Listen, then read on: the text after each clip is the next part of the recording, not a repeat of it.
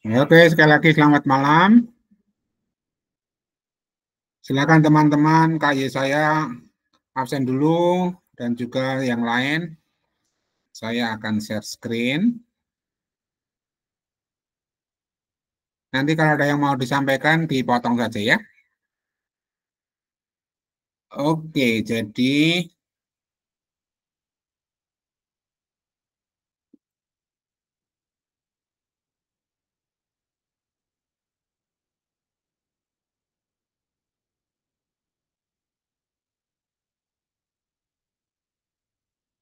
baik, jadi ini kuliah kita itu tinggal 4 minggu lagi. Ya, jadi waktu berjalan cepat sekali. Nah, sehubungan dengan kita 4 minggu lagi, maka hari ini acaranya saya mau nge-review dulu persiapan kalian menjelang akhir kuliah, tinggal sebulan lagi. Lalu nanti setelah reviewnya oke, kita lanjut ke materi deep learning. Ya, karena ini pesertanya beragam, ada yang mungkin sudah mengambil mata kuliah ini, ada yang dulu S1-nya sudah dapat, ada yang belum. Jadi nanti mohon izin ya, saya mengulang deep learning, ngambil dari buku yang ada di sini ya. Walaupun nanti di S2 ada juga mata kuliah deep learning. Kalau nggak salah semester depan akan dibuka. Mungkin ada teman-teman yang sudah ngambil, nggak masalah ya. Tapi nanti saya mau izin, kita akan baca bersama tanda petik ya. Itu dua dua bab dari buku ini. Teman-teman yang sudah paham ya refreshing aja. Terus nanti saya lanjutkan dengan kedepannya seperti tadi gamma itu kan nanti akan skripsi pakai machine learning. Mungkin nanti tugasnya di sini pakai machine learning juga malah bagus ya. Usahakan itu se-efisien mungkin, se-efektif mungkin gitu ya. Materi skripsi juga materi tugas, materi S2 juga materi tugas, tugas di kantor jadikan data untuk tugas kuliah, itu kan jadi sekali merengkuh dayung itu kena semua gitu. Tinggal diatur bagaimana baiknya gitu ya. Jadi harapan saya ini waktunya tinggal 4 minggu lagi, silahkan dioptimalkan begitu. Kalau ada yang mau ditanyakan, sekali lagi nanti dipotong saja kalau saya bicara. Di sini saya narasi terus ya, itu gaya saya. Mohon langsung dipotong saja. Nanti ini bisa diklik semua ya, nanti teman-teman akan melihat satu demi satu. Saya mulai dengan review persiapan akhir kuliah dulu. Nah, kalau kita lihat PPT-nya Pak Surya, beliau itu kan koordinatornya, jadi beliau itu yang akan mengatur penilaiannya dan sebagainya. Itu di sana tertulis seperti ini. Saya mau tanya teman-teman, bagaimana persiapan kalian dengan tugas beliau ini? Bisa kasih komentar? Siapa saja boleh? Halo? Persiapan kalian seperti apa? Sudah mulai nyari data bebas kah? Atau bagaimana? Izin Pak. Oh iya silahkan, ini siapa ya? Togap. Oh Pak Togap, Kak Togap gimana? Ini Kalau silakan. dari sisi saya sih saya masih nyari data sih Pak. Baru nyari data. Sambil Oke. Oke. mudah-mudahan bisa selesai sebelum pengumpulan sih Pak. Ya, oke, good ya. Jadi segera nyari data ya. Terus nanti nyari dianalisis nanti itu. Cara analisis bebas, mau pakai apapun ya. Pakai mesin learning boleh kalau memang mau pakai alat bantu itu atau deep learning. Wah, kalau deep learning belum dapat kuliahnya, Pak. Ya nggak usah, pakai mesin learning saja enggak apa-apa gitu. Yang kalian sudah familiar ya. Kemudian jangan lupa kalian diminta buat dashboard tuh. Kan mohon maaf saya nggak ngikuti kuliah AI ini, jadi saya nggak tahu seperti apa perkembangan terakhir ya. Tapi teman-teman silahkan persiapkan dalam waktu 3 mingguan gini ya. Ini harus selesai. Kuliah berakhir kan 11 Desember kalau nggak salah ya. Jadi tolong tolong disiapkan. Yang lain oke? Selain Kak Togap ada yang mau sharing? Bagaimana?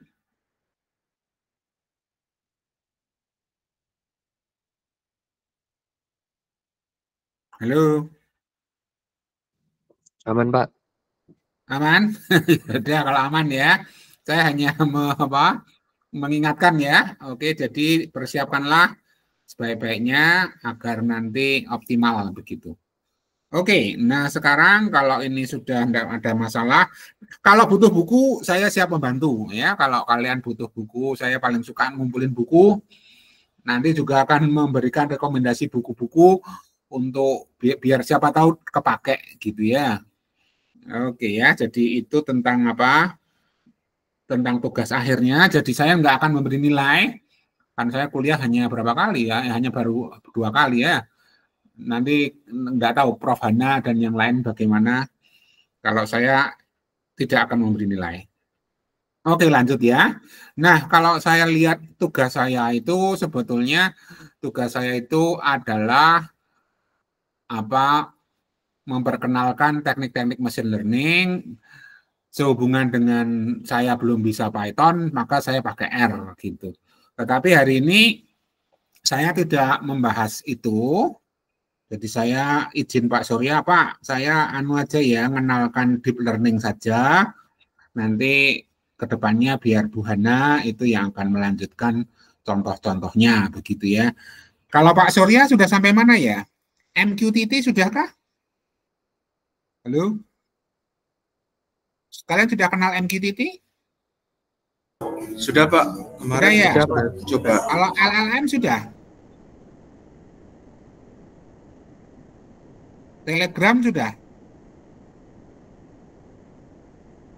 Halo?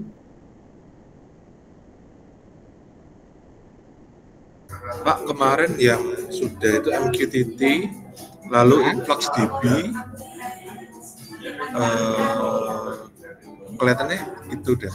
Baru itu berarti Telegram sama LLM belum ya? Oke, berarti nanti saya sampai. Oh, N8N ini sudah ya?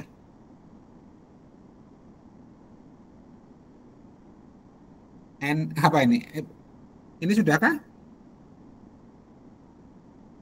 Belum ya?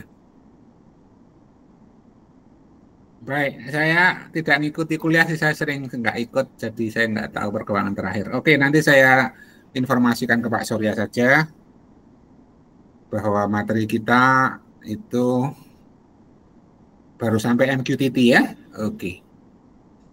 Baik, itu tentang pertemuan review-review sebelumnya ya. Jadi itu persiapan kalian saya ingatkan saja waktunya sangat cepat berlalu. Kalian mohon atur waktu dengan bijak. Fokuskan tugas-tugasnya utamanya ya, sehingga nanti bisa berjalan dengan lancar. Baik, nah saya mohon izin dulu sebentar memberitahu gini. Sebelum saya masuk ke deep learning ya. Jadi saya itu pada tanggal berapa ya, lupa saya. Tuh, pada tanggal 20 sampai 24 Oktober yang lalu itu saya ikut workshop. Workshopnya itu di UGM. Ini saya ikut workshop yang judulnya Explainable and Sustainable AI 2025 gitu ya. Pembicaranya itu dari Austria. Beliau seorang matematikawan ya, beliau menjadi narasumber karena ini beliau Bu Mbak Sekar ini bimbingannya S3. Terus beliau ngajak pembimbingnya untuk ke Indonesia mensaringkan kepakaran beliau. Nah, lalu beliau membuat workshop bersama, kami diundang, saya ikut hadir bersama teman-teman dari Kalimantan dan yang lain itu mengikuti workshop ini. Nah, saya berterima kasih ke Prof. Hana karena beliau yang menyarankan saya untuk ikut workshop ini. Nah, sebagai bentuk laporan, saya harus mempertanggungjawabkan apa yang telah saya lakukan, gitu. Nah, saya berjanji ke untuk apa? Untuk salah satu sebagai tindak lanjut dari mengikuti workshop itu adalah men-sharingkan apa yang saya peroleh ke kuliah AI. Jadi hari ini mohon izin ya, nanti saya akan sharing, nggak semua sih, ini kan materinya banyak ya, 5 hari, tapi saya ambil yang menarik saja. Jadi mungkin nanti biar kalian biar hutang saya lunas gitu ya. Saya kan berjanji ke UKSW bahwa saya akan sharing di kuliah saya tentang apa yang saya peroleh ini. Tentunya nggak semua. Nah, teman-teman yang berminat, saya kasih materinya beliau sudah ditaruh di web UGM. Beliau ini baik sekali, Mbak Sekar ini men-sharingkan semua file-filenya. Jadi teman-teman yang berminat pengen tahu, silahkan nanti bisa melihat di link yang saya taruh di PPT. Ya, jadi mohon izin, saya hari ini nanti akan izin men-sharingkan apa yang saya peroleh, tidak semua tentunya ya, hanya sebagian sebagai tanda saya sudah melaksanakan tugas, begitu ya. Mohon izin nanti materinya saya sharingkan, gitu. Oke, kalau ada yang disampaikan dipotong saja. Jadi sebelum saya masuk ke pengantar deep learning, apa toh deep learning itu, teman-teman ada yang sudah dapat, ada yang belum ya, nanti kita sama-sama belajar. Saya ngambil buku nanti kita akan baca bersama dari buku ini ya, kita lihat sama-sama. Buku ini menarik, nanti saya tunjukkan kenapa menarik. Oke, itu. Nah, ini gimana Pak, Bapak hutang ini nih? Bapak kan harus menunjukkan contoh regresi dan klasifikasi dengan R gitu ya. Nah, kalau bagi teman-teman yang tertarik mau nantinya membuat tugasnya itu pakai R, menggunakan regresi atau klasifikasi, saya arahkan ke sini saja. Jadi di sini tuh ini sebetulnya ini saya pakai ketika kuliah data mining. Tapi kan ada teman-teman di sini yang Mas Gama itu, Kak Gama itu kan ya enggak ngambil deep learning ya toh. Enggak ngambil data mining, sorry. Jadi mungkin bisa kalau tertarik mau pakai klasifikasi atau regresi pakai R boleh pakai di sini ya. Ini contohnya ini diklik aja nanti akan dibawa ke buku karyangannya profesor dari Jerman. Ini saya pakai untuk kuliah data mining. Tapi ini bagus. Di sini ada Ada klasifikasi, metode-metode klasifikasi, itu tinggal copy copy R code-nya. Kalau Kak Gama atau yang lain maunya pakai Python, ya ini di copy lalu tanya ChatGPT atau Gemini untuk versi Python-nya itu apa paketnya, nah, saya kira bisa ya. Kalau ini tinggal ngikut saja banyak metode klasifikasi di sini yang tinggal nanti milih mau pakai yang mana gitu ya. Jadi mohon maaf saya tidak men-sharingkan klasifikasi dan regresi hari ini gitu. Tapi teman-teman yang butuh silakan aja ini contoh-contoh bagaimana menggunakan klasifikasi, metode-metode klasifikasi menggunakan R. Tapi kalau teman-teman mau pakai Python ya minta ChatGPT atau alat bantu lain untuk bisa menyesuaikan gitu ya metodenya gitu. Regresinya ada di sini di bawah ada regresi juga. Ini regresi ini.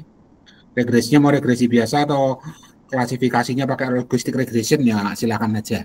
Kan Pak Surya bilang bebas. Ya, jadi teman-teman silakan aja.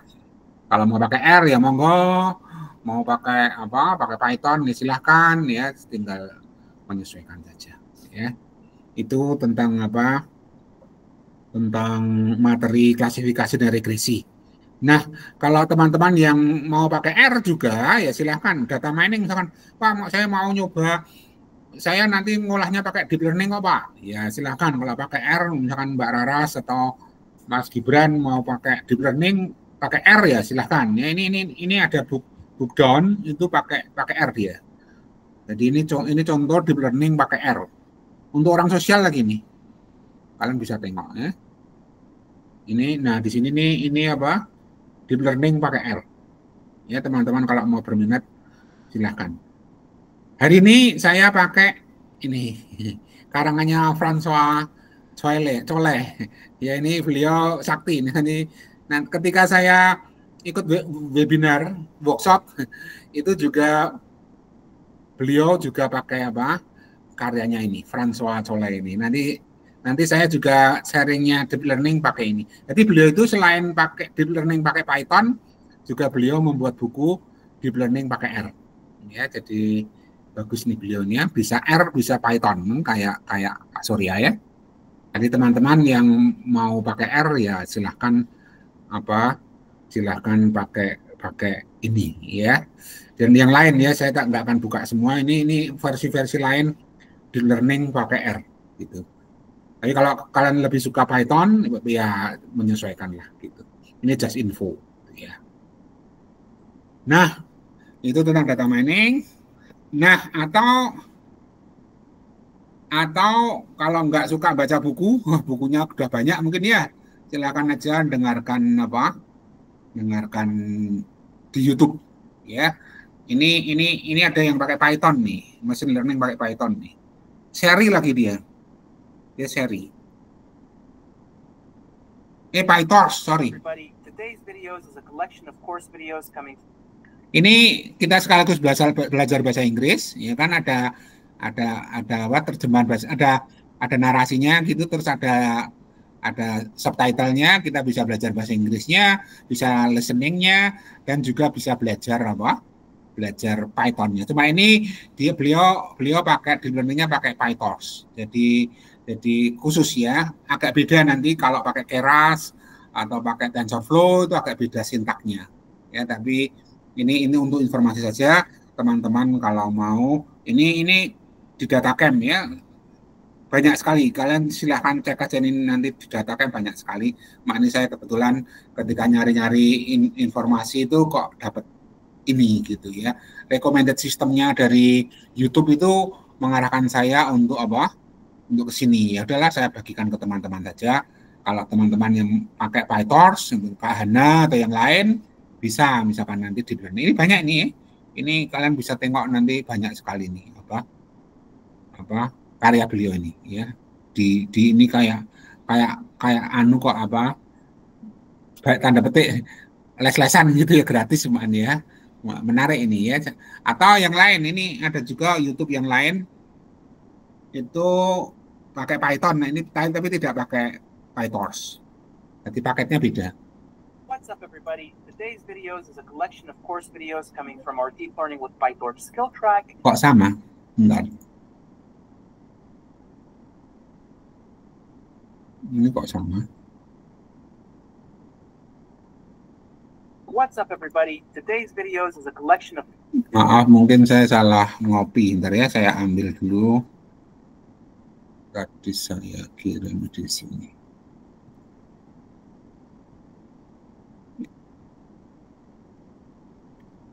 Nah ini.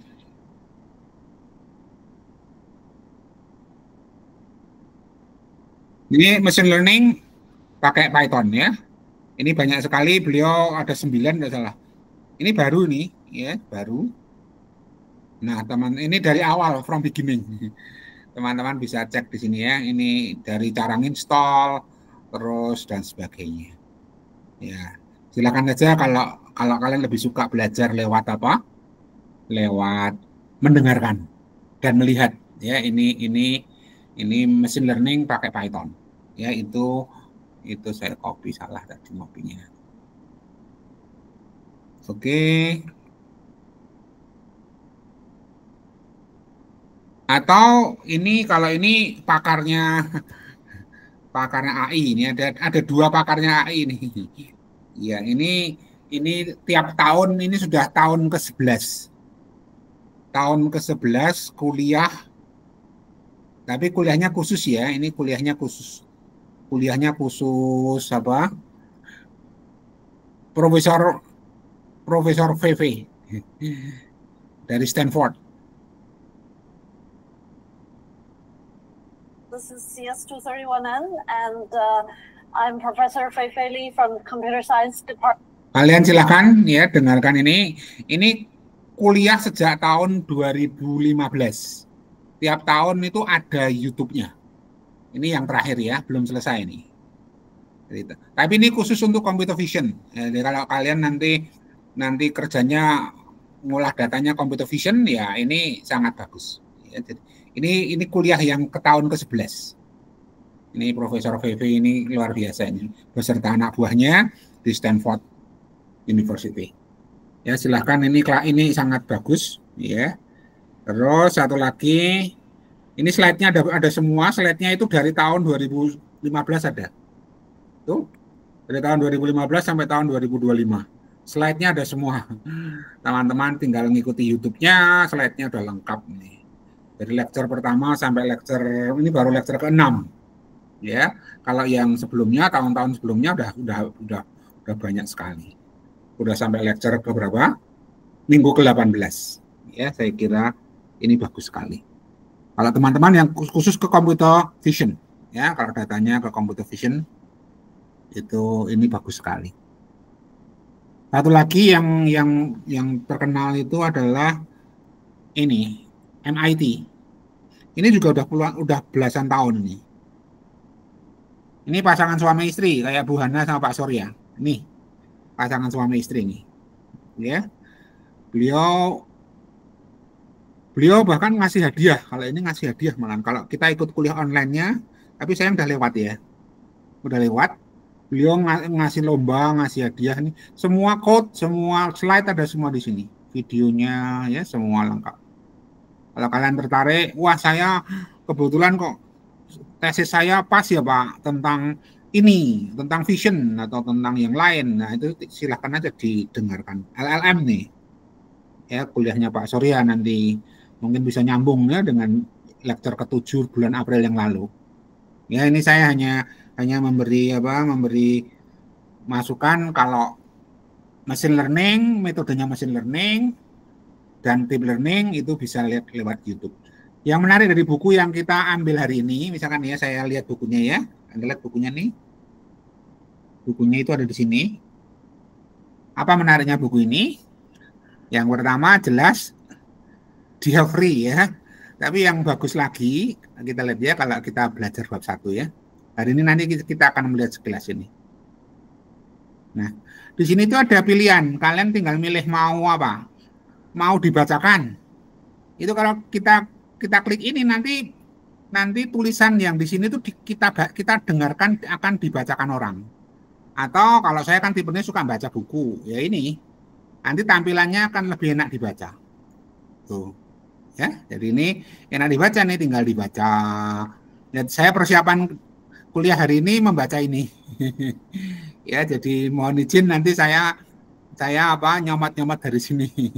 Ya, jadi tapi kalau kalian sukanya mendengarkan ya tadi tuh tinggal klik aja pilih sini toh. Pilih yang read aloud. Nanti akan dibacakan. What is deep learning?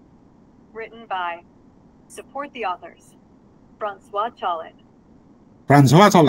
Ya, ini dan seterusnya. Jadi kalau kalian high level definitions of fundamental concepts. A soft introduction to the principles behind machine learning. Deep learning's rising popularity and future potential. Over the past decade, artificial intelligence, AI, has been a subject of intense media hype. Oke, jadi silakan teman-teman ke sini ya. Ini buku luar biasa, free. Semua bab ada. Tinggal karena butuh yang mana? Waduh kelamaan Pak kalau dengar dari bab 1 ya silakan aja. Butuh apa? Oh butuh klasifikasi regresi. Ya udah langsung bab 4 gitu. Nanti kalau enggak paham ya mundur. Wah, Jack-nya belum tahu Pak. Saya belum tahu PyTorch Pak. Saya baru belajar Keras Pak. Ya silakan mundur-mundur sesuai keperluan ya. Jadi mohon izin saya nanti hanya introduction-nya ya memancing kalian untuk membaca buku ini. Kalau enggak suka baca ya dengarkan tadi itu, listening ya. Read aloud. Dibacakan dengan keras ya. Jadi silakan, ini buku sangat bagus, free lagi ya yang buat François Chollet. Oke, jadi acara kita hari ini adalah seperti itu. Bukunya udah saya siapkan, ini bukunya sudah tersedia. Dan saya belum lama itu ikut kursus. Kalau kalian mau ikut kursus juga silahkan gabung di sini. Ya ini Ini learning mastery. Machine learning mastery. Ini ya, ini gratis nih. Kalian mau ikut silahkan di sini. Ini pakarnya namanya Jason Brownlee. Nah, ini beliau baik sekali, ngasih e-book gratis, ngasih apa tuh, ngasih macam-macam ya. Tapi beliau tentunya juga beli jualan buku, tapi banyak gratisnya. Kalian bisa cek di sini mau belajar apa dulu, ini banyak sekali nih. Ya beliau banyak sekali. E-booknya ya silahkan kalian kalau butuh ke sini ya. Mak saya hanya ngumpulin e-booknya tapi belum saya pelajari. Jadi nanti teman-teman nanti saya kasih di apa? Saya kasih di Evelyn ya. Itu beliau mana ya? Saya tak copy kok. Kursusnya beliau itu tak copy. Gimana ya? Nah ini mini course. Jadi beliau buat kursus selama seminggu. Itu deep learning tapi khusus untuk peramalan. Nah, itu tiap hari dikirimin materi-materi, dikasih datanya, terus kita akan belajar ini pelan-pelan sama dia gitu. Ya, jadi teman-teman kalau memang butuh, silakan bergabung ke mana? Ke Jason ini ya. Jadi itu Itu tentang tindak lanjut dari tugas dari ini ya, saya diminta untuk mengenalkan kalian regresi dan klasifikasi. Mohon maaf saya tidak demo sendiri, tapi menyarankan kalian untuk belajar menggunakan sumber-sumber yang saya siapkan gitu. Kalau kalian butuh, tinggal dikejar saja mau pakai R atau mau pakai Python ya monggo gitu ya. Itu silakan kalian suka yang mana. Ini juga ada e-book lagi. Kalian ini terlalu teori kalau nih. Terlalu teori ini. Kalau orang matematik suka ini. Kalau saya suka ini. Ya ini teorinya kuat sekali. Ini jawaban soalnya juga ada bahkan. Ya. Codingnya tentunya ada, tapi saya lupa di mana. Saya belum membaca sih, cuma ini.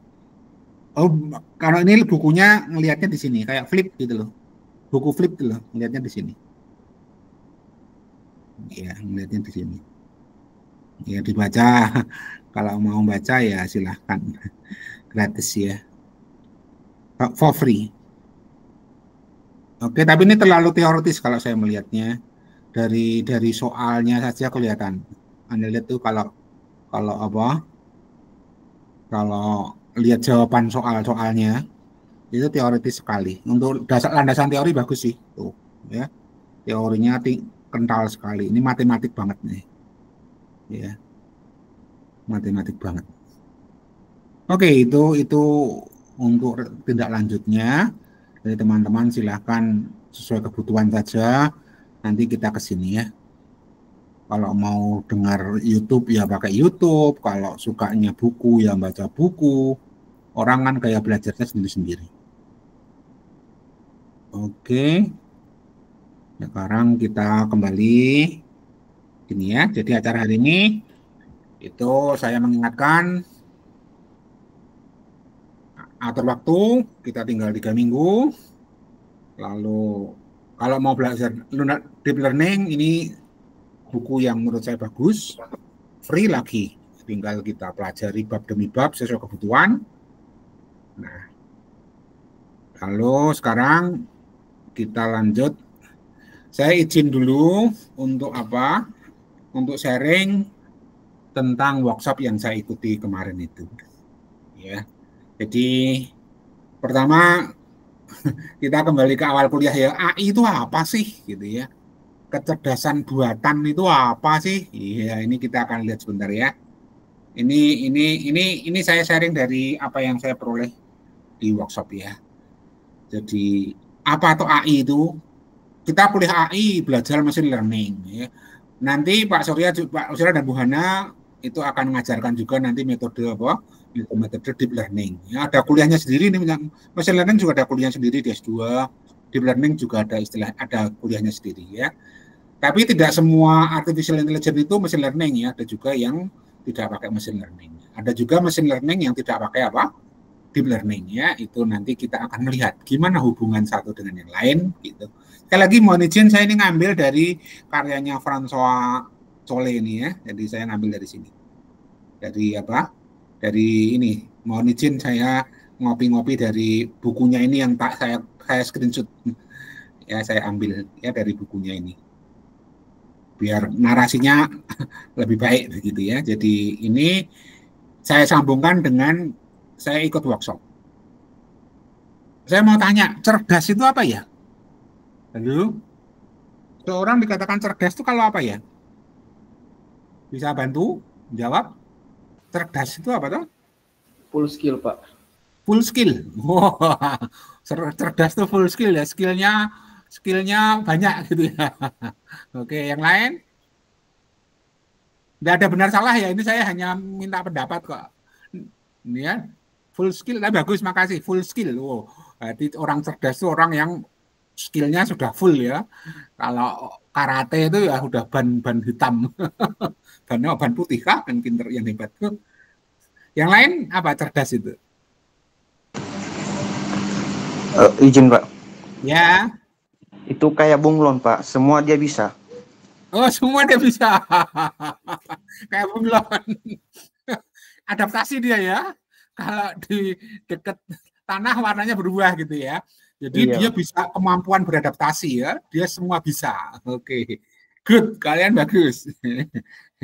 Nah, ini definisi cerdas yang saya terima ketika ikut workshop. Ini ya. Kecerdasan itu adalah, ini menurut beliau ya, ini sekali lagi ini definisi menurut namanya Giordano. Beliau peneliti dari universitas di Austria, University of Wien University atau University of Wien, saya lupa.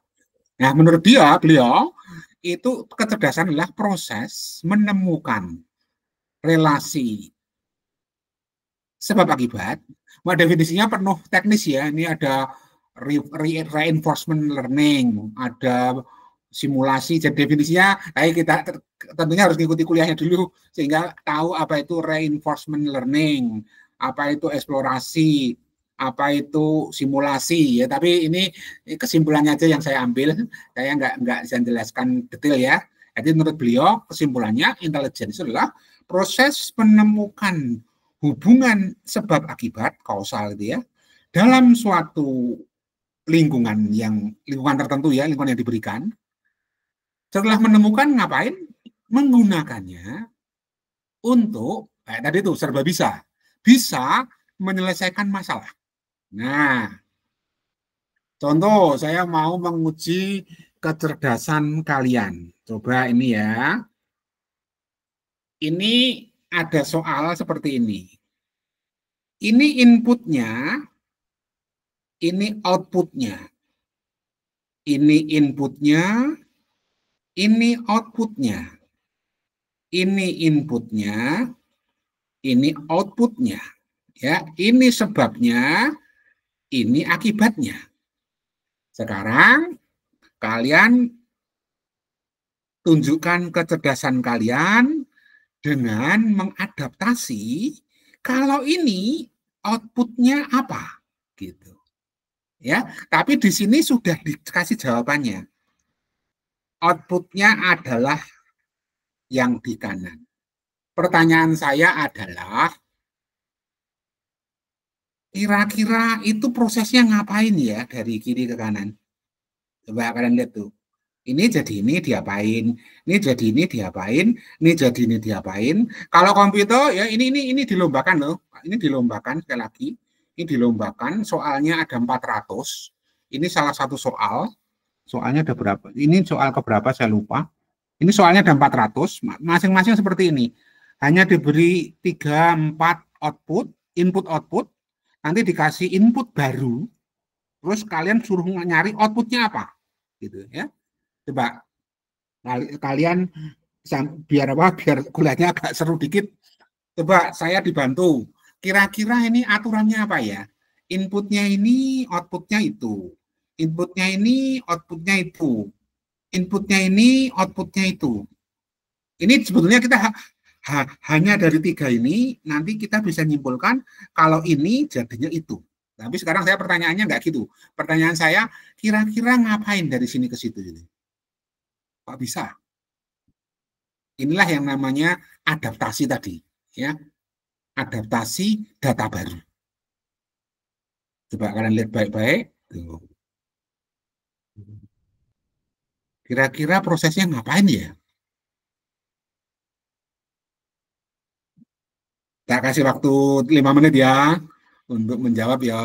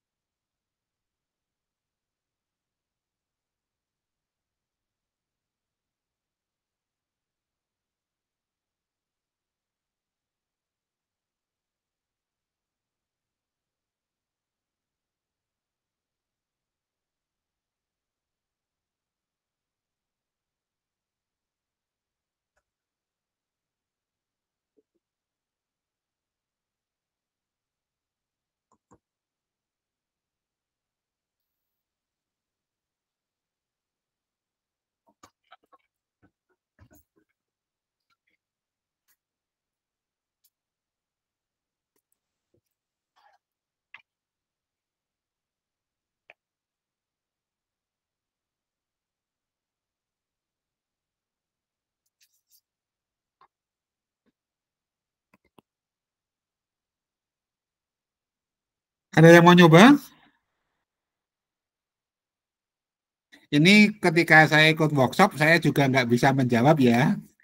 Jadi saya nggak komentar nanti. Jawabannya ini Pak, jawabannya ini Nak, gitu enggak ya. Tapi ini salah satu salah satu soal yang diberikan ketika saya ikut workshop. Nah, teman-teman bisa melihat sumbernya. Ini sebetulnya adalah adalah mau menunjukkan bahwa AI kita itu tidak sehebat yang kita bayangkan. Ya, jadi ini yang buat soal ini adalah François Cole itu tadi.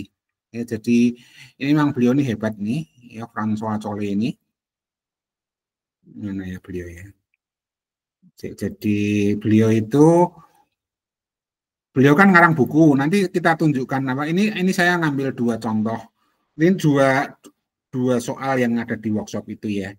Jadi beliau itu ini beliau François Cole ini salah satu jadi beliau itu ngarang buat lomba ya namanya ARC Prize Foundation ini ARC lomba ARC ini gitu ya. Jadi beliau buat linknya mana ya, sebentar saya tunjukkan linknya. Beliau menunjukkan bahwa apa?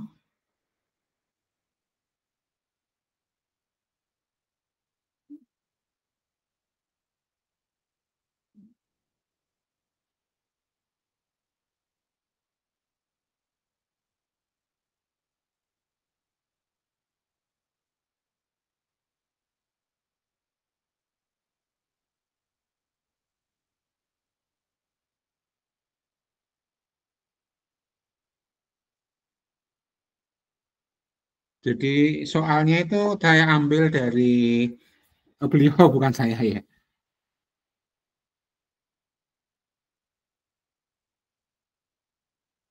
Oh, enggak salah di sini. Benar.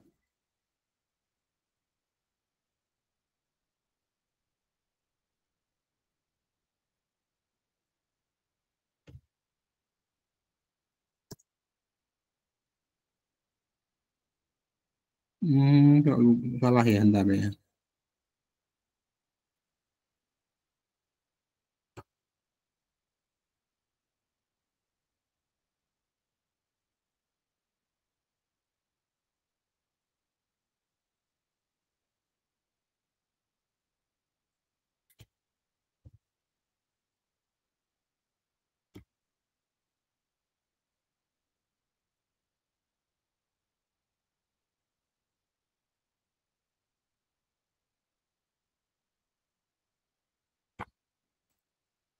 Nah, di sini ya ini ya. Jadi soalnya itu ada 400 ya. Ini soal ke berapa saya lupa. Soal ke ini soalnya ada 1000 nih. Soalnya ada 1000. Jadi ini apa? Ini menunjukkan bahwa AI kita itu sebetulnya tidak sehebat yang apa kata orang. Apa yang dibayangkan orang gitu ya. Ini beliau buat soal François Cole ini buat soal, beliau bertiga ya, ini bertiga. Ini François Cole sama Mike sama Greg ini, beliau buat soal. Kemudian soalnya itu dilombakan. Nah, ini lalu diujikan ke manusia gitu. Jadi ini kan ada apa? Ada ini inputnya, ini outputnya. Ini inputnya, ini outputnya, ini inputnya, ini outputnya. Kemudian kalau inputnya ini, outputnya apa? Gitu. Nanti kita itu bisa jawab ini secara manual, bisa. Tapi yang dilombakan tidak. Yang dilombakan itu harus menggunakan apa? Mesin, harus gunakan apa? Harus menciptakan program pakai Python untuk apa? Bisa menjawab apa tantangan ini gitu. Tantangannya itu ada sebanyak 1000 buah gitu ya. Nah, ini tantangan ini itu dibuat sejak tahun udah versi ketiga. Ini masih versi pertama. Ya. Nah, yang menarik adalah walaupun pakai deep learning itu ternyata mesinnya masih kalah sama manusia. Itu yang menarik ya. Jadi kesimpulannya di workshop itu adalah menarik seperti ini ya. Jadi ini hasil sementara kan diujikan ke orang juga. Kebanyakan orang tuh bisa jawab itu dengan cepat lagi. Ya, mesinnya kalah gitu. Secanggih apapun pakai deep learning, pakai metode apa ya terserah, silahkan. Mungkin kan dilombakan ya, kalau menang nanti dapat hadiah ya. Itu ternyata manusia masih kalah. Ya, sampai saat ini ya, sampai saat ini itu manusia masih kalah. Ini perkembangannya. Tahun 2000 berapa ini? 19 ya.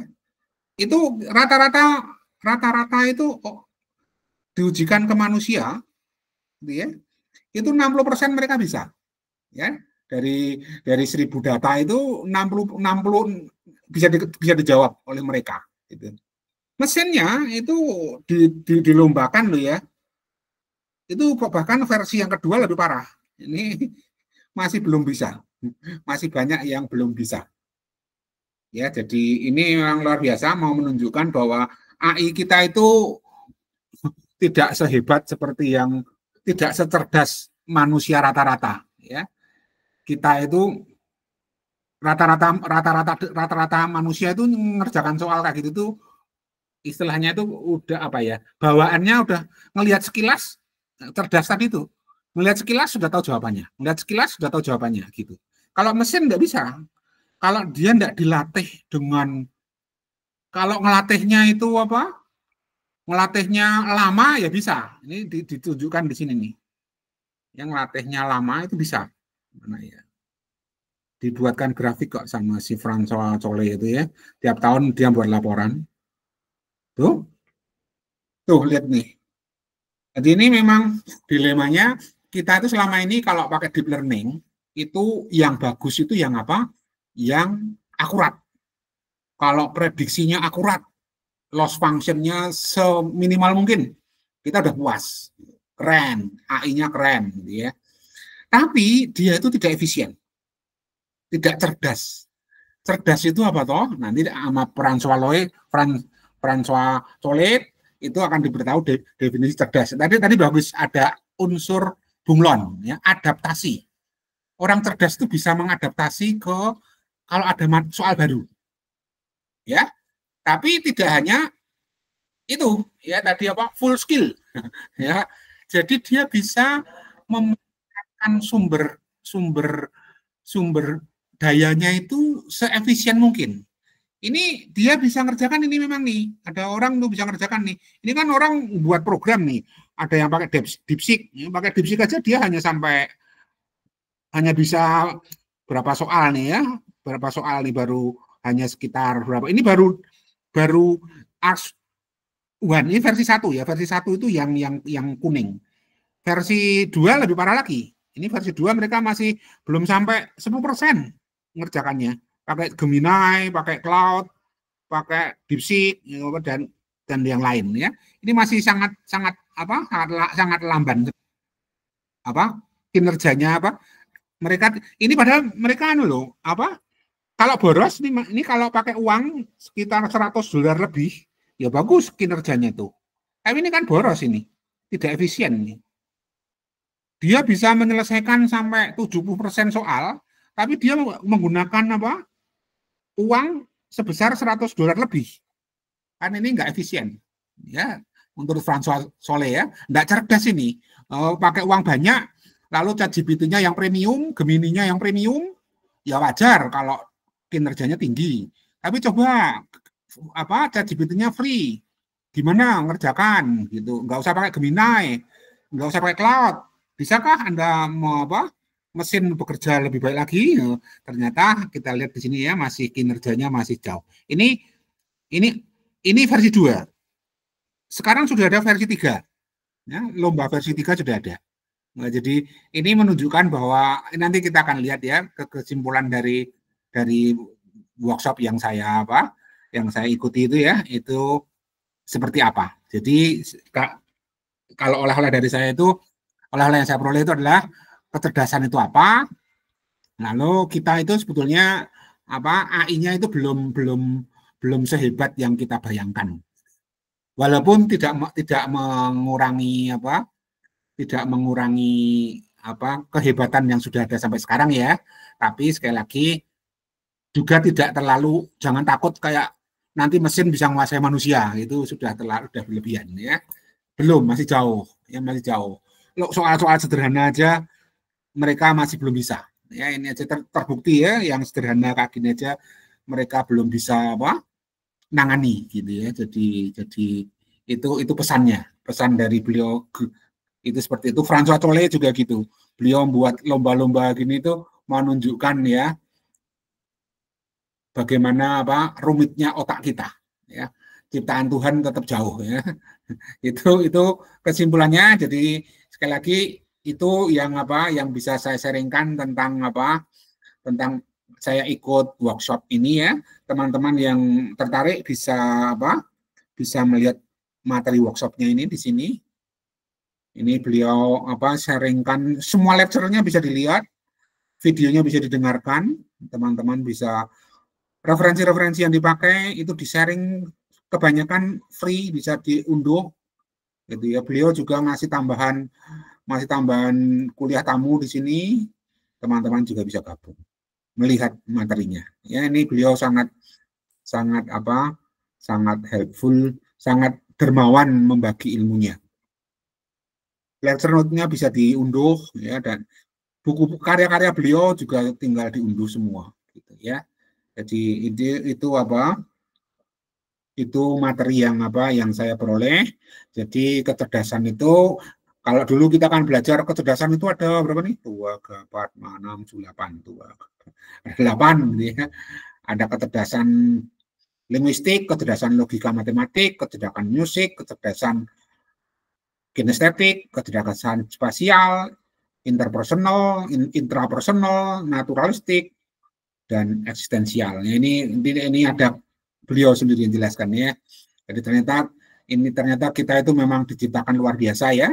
Jadi saling melengkapi, tidak ada yang sakti mandraguna, itu enggak ada ya.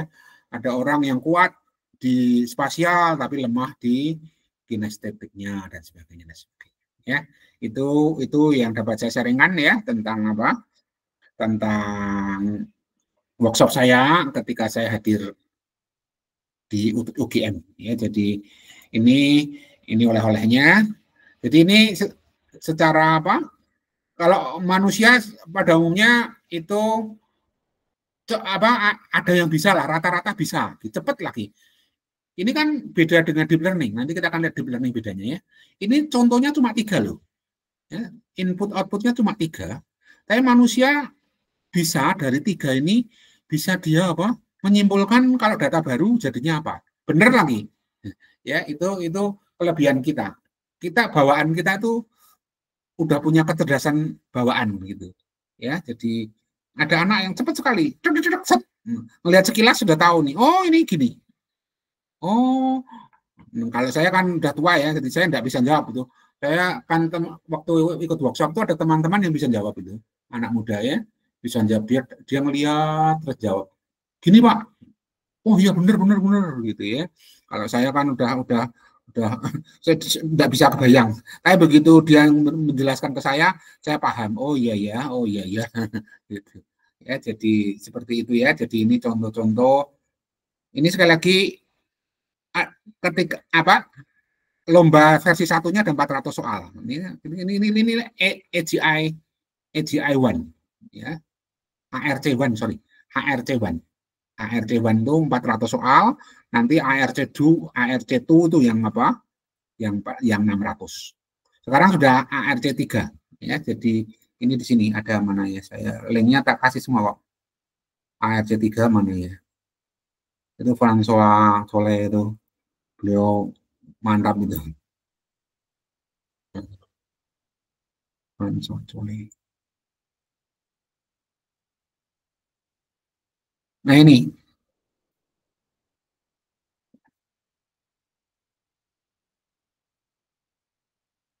yang versi 3. Soalnya lebih rumit. Soalnya lebih rumit. Yeah. Sekarang dicampur game.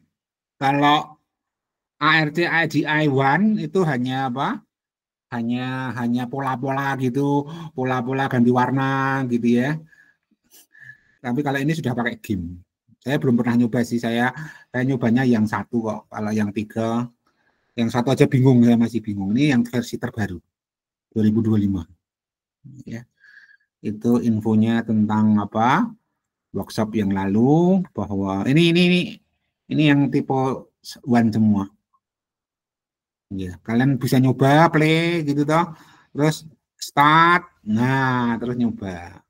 Ini input outputnya ini input outputnya ini input outputnya ini. Nah sekarang silahkan ini inputnya outputnya apa, kalian jawab di sini. Karena jawab nanti bisa ngedit terus warnanya ganti apa gitu.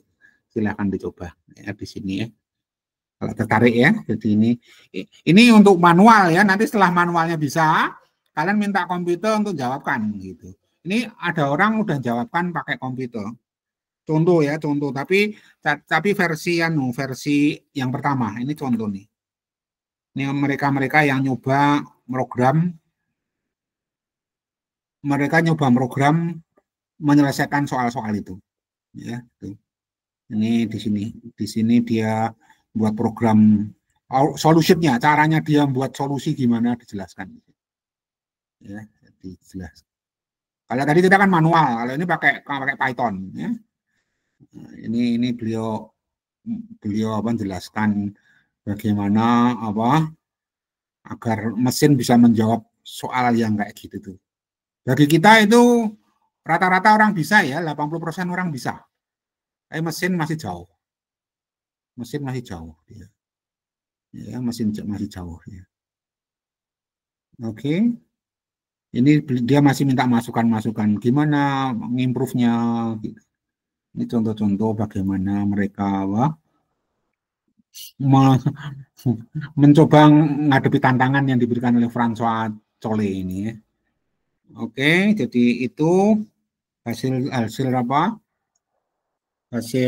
dari saya ikut workshop. Nah, sekarang kita versi Indonesia ada, tapi untuk anak-anak SMA ke bawah. Namanya Bebras. Tapi ini untuk Untuk berpikir komputasi. Berpikir komputasi. Ini Pak. Ya, gimana? Halo, ya. Ya. Untuk di input sama output itu gimana kita bisa bisa menentukan atau membedakan gitu? Oh, ya, terima kasih pertanyaannya. Ya, apalagi dengan data yang sama gitu terus kita coba mengembangkan gitu ya. Ini ya, contoh nih ya. Inputnya ini inputnya 3, inputnya ini, outputnya ini. Gitu. Atau yang gampang dulu. Saya diberi teman saya, ini contoh ini ya. Inputnya ini, outputnya itu. Inputnya ini inputnya, ini pasangan input output. Cuma 3. Input, output, input, output, input, output. Di sini kalau input kira-kira outputnya apa? Gitu. Kalau ini kita lihat warnanya selalu kuning dan hijau ya. Apapun polanya yang di sini, apapun warnanya selalu sini kuning dan hijau. Kalau kita lihat sekilas ya, ini kan jawabannya kuning hijau, ini jawabannya kuning hijau, ini jawabannya kuning hijau, ini pasti jawabannya juga kuning hijau.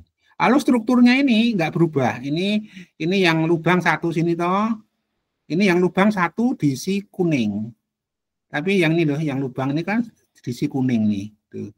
Ini yang lubang ada 2, iya toh, diisi kuningnya juga 2, gitu.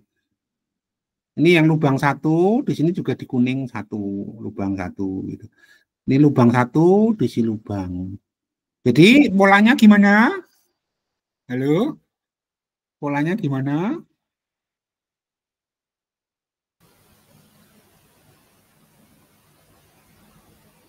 Ya, silahkan jawab. Kalau saya kan ditanya temen. Kalian pasti bisa, kalian masih muda. Yuk, jawab yuk. Ini polanya gimana berarti? Kapan warnanya kuning? Kalau ada bolongannya. Ya, kalau ada bolongannya diberi warna kuning. Kalau nggak ada bolongannya di warna hijau tuh kan. Kalian cepet toh, pinter toh. Kalian cerdas itu. Nah ini kalau mesin suruh mikir gini nggak bisa. Karena mesin tuh contohnya cuma 3, pusing dia. Harus dibantu itu. Kalau kita, kalian cepet banget. Kalau bolongannya, kalau ada bolong, warnanya kuning. Kalau enggak bolong, warnanya hijau. Bener. Kalian tuh sudah punya kecerdasan bawaan gitu. Kalau saya udah tua jadi, atau mungkin saya juga nggak secerdas kalian ya, saya tidak bisa jawab ketika ngeliat ini udah bingung. Nah gitu nak. Jadi Kak ya, jadi ini inputnya, ini outputnya, ini inputnya, ini outputnya, selalu gitu. Makin lama makin sulit gitu. Ya, ini juga gitu kan. Ini inputnya, ini outputnya, ini inputnya, ini outputnya, ini inputnya, ini outputnya. Nah, kalau inputnya ini, outputnya apa yuk gitu. Ya, makin lama makin rumit karena soalnya ada 400 ini. Memang Memang dibuat si François Cole kayak gitu, ya. Dibuat banyak biar, tapi kebanyakan orang bisa, rata-rata orang itu bisa. Diberikan ke banyak orang bisa. Memang kita ciptaan Tuhan itu beda. Ini mereka bukan akademisi loh yang di survei ini. Rata-rata mereka kinerjanya 60% bisa jawab soal-soal itu. Rata-rata ya. Tapi ini yang mesin, orang dibantu mesin, ini yang ngerjain bukan orang-orang biasa ya, pakar-pakar programming ya. Ini masih rendah sekali lah yang tahun 2025.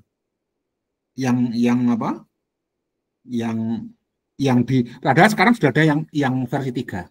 Ini juga bisa nih, ini lihat nih. Kalian cepat sekali mikirnya. Coba ini gimana nih? Kok bisa? Ayo. Ini input, ini output. Ini input, ini output. Ini input, outputnya apa? Tuh keluarin kayak laser gitu, Pak. Iya, cerdas-cerdas kalian tuh. Kayak keluarin laser, gitu kan? Kalau komputer kan nggak bisa mikir laser ki apa. Iya benar. Iya kalian cerdas-cerdas. Ya itulah manusia. Ya cerdasnya bawaan. Lihat sekilas tuh, lihat dua contoh ngerti. Keluar laser itu. Ya, jadi emang gitu. Ya, jadi ini pesannya François Cole juga gitu. Kita lihat ya di sini. Beliau bilang gitu. Apa toh AI itu? Beliau bilang gini AI itu. Tuh ya. Cerdas itu apa toh? Kemampuan untuk mengadaptasi tantangan-tantangan baru, novelty kan baru ya, secara efisien. Jadi dia cepat, dia tepat, tapi sumber dayanya ngirit. Contohnya cuma dua. Kalian ngelihat sekilas, laser kui. Nah, itu cerdas itu. Dia ngadaptasi. Ada kasus baru, dia bisa mikir.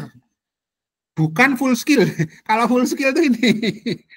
Jadi kalau ngerjain soal-soal susah, soal olimpiade matematika, soal olimpiade apalah fisika, itu namanya skill. Beda skill sama intelijen. Intelijen itu dia bisa ngadaptasi ngadaptasi untuk hal yang baru dan menggunakan sumber daya seefisien mungkin. Mesin belum bisa saat ini ya. Saat ini masih belum. Ini lihat nih, kalau uangnya banyak, pakai ChatGPT, pakai Gemini, ya bisa sih kinerjanya bagus dia. Tapi kalau makin ini lihat nih, kalau ini kan cost-nya. Kalau nggak pakai alat bantu yang banyak, kerjanya dia kinerjanya masih lamban, masih belum bagus. Gemini ini udah pakai uang loh, pakai Gemini yang pro loh, yang pro aja dia masih belum bagus. Dari 100 soal dia cuma bisa 5. Ya, kebayangan, jadi masih jauh. Udah bagus sih, tapi jangan merendahkan tentunya. Ini beliau bagus sekali. François Cole memberi kita infonya bagus sekali di sini. Jangan kecil hati, tapi juga jangan merendahkan orang ya. Kita nggak boleh merendahkan orang. Kinerja para peneliti kita sudah luar biasa. Ini bagus nih, kita lihat baca ini ya. Coba kita lihat ya. Jadi lihat bukunya ya. Jadi apa itu deep learning? Beliau ngulang dari apa itu AI, apa itu MI, ML, terus apa itu deep learning. Terus beliau kesimpulannya bagus sekali di sini. Nah, di sini kesimpulannya mana ya? Udah bagus loh. Anda lihat ini sekarang nih. Beliau dulu membuat buku itu tahun berapa ya? Beliau ini kan edisi ketiga. Nih, beliau membuat buku ketika tahun 2017 dia menulis gitu. Tahun 2017 nih, deep learning dia. Buat deep learning with Python bukunya ya. Dia menulis gini. Saat ini kita mungkin sulit untuk percaya bahwa AI akan berdampak besar ke dunia kita.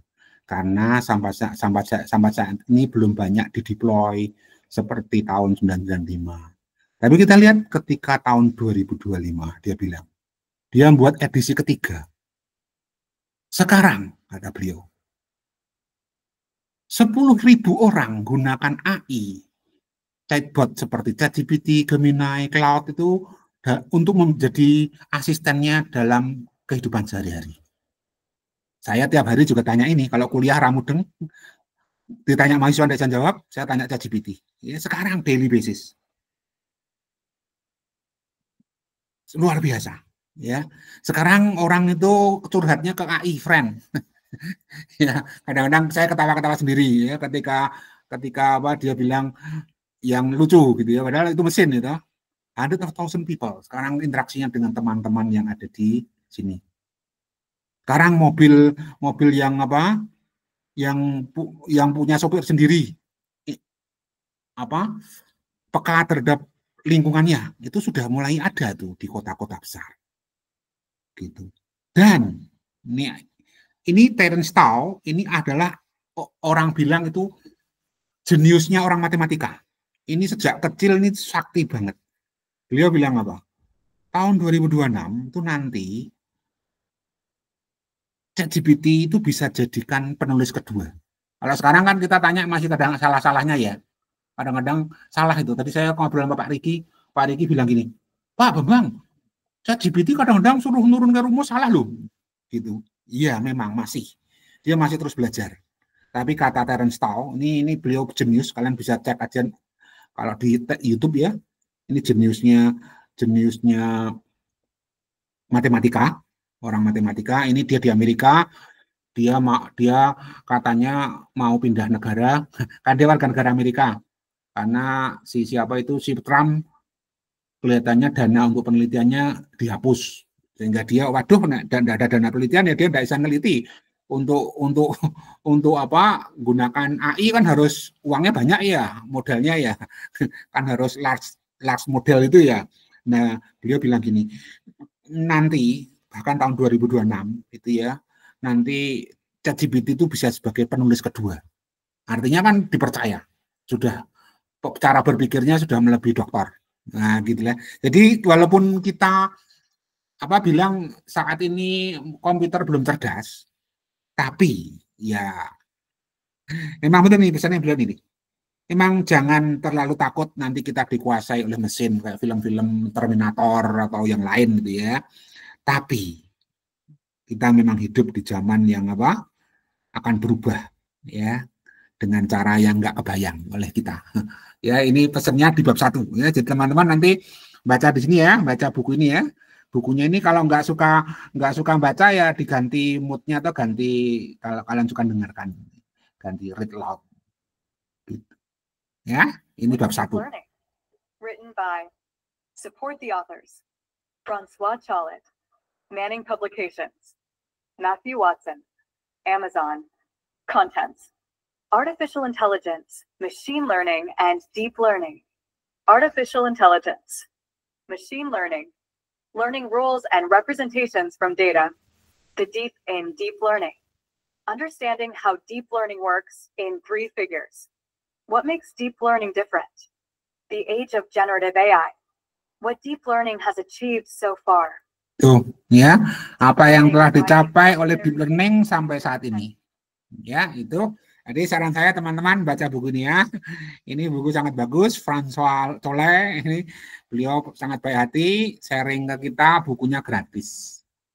Oke, itu intro dari kuliah saya ya. Jadi apa toh intelijen itu apa? Ya tadi udah sama. Tapi definisinya sekali lagi tiap orang kadang-kadang memang beda ya. Jadi ini kan ketika saya ngikuti workshop kan definisinya beliau gini. Tapi idenya kan ada bunglonnya, ada bunglon adaptasi kan, adaptasi ya. Adaptasi di sini simbolnya kalau beliau mengatakannya mensimulasikan ya. Sehingga kalau ada masalah itu bisa ditemukan solusinya berdasarkan ketika dia telah menemukan relasi sebab akibat dari input dan outputnya gitu ya. Beliau ketika kami ikut workshop itu dijelaskan apa itu reinforcement learning. Reinforcement learning itu kayak apa? Kita kalau belajar kalau benar dikasih hadiah gitu ya. Itu dan intinya ya, tapi kalau mau detailnya silahkan teman-teman lihat di sini ya di workshopnya. Saya kira itu ya yang dapat saya sharingkan tentang perkembangan AI oleh seorang pakar matematika. Beliau mendefinisikannya seperti ini. Terus ini kita saya dikenalkan gara-gara beliau saya tahu Francois Chollet ini ya. Beliau memang ini sekarang udah ada yang AGI3 ya, ARC AGI 3 ada. Ya. Ini beliau kumpulannya udah banyak 1,500 mahasiswa 2024 nih ya, dan para top programmer di sini udah masuk di grupnya beliau. Ya itu, jadi ini definisinya intelligence menurut Francois Chollet. Itu terus Hari ini kita, nah ini info-info tentang apa? Tentang lomba itu silakan teman-teman silakan lihat. Kalau versi Indonesia ada yang namanya Bebras. Ya, ini untuk anak-anak SD sampai SMA kita. Ini Bebras. Tuh. Tantangan berpikir komputasional ya untuk anak SD, untuk anak SD ada 2. Anak SMP, anak SMA. Ya, ini cuma saya belum mendalami ini, cuma ini menarik juga untuk anak-anak kita. Ini ada soal-soalnya juga ya. Ini sudah diselenggarakan belum lama nih. Minggu lalu ya. Minggu lalu tahun 2000, tiap tahun ini ya. Tiap tahun dilombakan. Cuma saya belum dapat informasi lebih dalam lagi. Cuma ini mau nunjukkan versi Indonesia juga ada lomba-lomba seperti itu ya, TI-TI-nan gitu. Seru ya. Oke, jadi itu tentang apa yang saya peroleh di workshop. Oke, ini tadi sudah saya tunjukkan. Saya mohon izin, saya mau nyambil dari buku tadi ya. Jadi AI itu apa toh? AI itu usaha untuk apa mengotomatiskan tugas-tugas intelektual yang biasanya dikerjakan oleh manusia. Ya. Kita minta bantuan mesin agar kinerja kita lebih cepat, tepat, ya, dan aman, ya, gitu. Itu definisi AI. Tadi beliau menginformasikan AI itu banyak sekali. Di dalamnya ada yang namanya teknik-teknik machine learning. Pembelajaran mesin. Apa yang maksud pembelajaran di sini? Terus beliau jelaskan, teman-teman nanti bisa baca sendiri, ini saya comot aja ya. Kalau pembelajaran mesin itu biasanya ada 3 hal, yaitu input datanya. Jadi misalkan kalau dalam tugas speech recognition ya, pengenalan suara, ini suara apa? Suara monyet atau suara binatang lain, itu datanya ya data suara itu. Ya, data suara-suara atau suara speech recognition dari suara kita. Misalkan kalau saya bilang buka pintunya buka sendiri ya, mungkin seperti itu ya. Nah, itu kan datanya data apa? Suara manusia misalkan seperti itu, atau suara monyet ya file-filenya isinya suara monyet. Itu inputnya, data inputnya. Ada juga kalau tergantung tujuannya, ini tujuannya kan mengenali suara. Kalau suaranya Bambang, pintunya buka. Kalau suaranya orang lain, enggak buka. Misalkan contoh, ini contoh aja ya. Saya memberi contoh seingat saya gitu. Tapi kadang-kadang saya nggak paham juga nih. Image tagging saya nggak tahu apa. Cuma ini mungkin kalau dikasih data gambar, nanti outputnya apa. Jadi kalau machine learning itu harus ada 3 ini.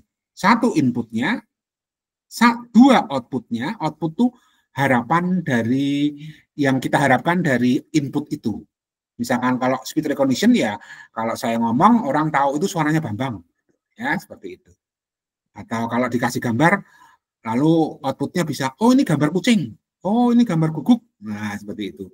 Ada input, ada output, ya. Dan ketiga itu apakah algoritma machine learning kita tuh bagus atau tidak, itu ada ukurannya. Nah, gimana mengukurnya? Itu ada alat ukurnya di sini. Ya, ini. Jadi ada cara untuk mengukur apakah algoritma kita. Jadi kan ada input, ada output, ada input, ada output, ada input, ada output. Sekarang kalau nanti dikasih input baru, harapannya nanti kinerjanya bagus, gitu.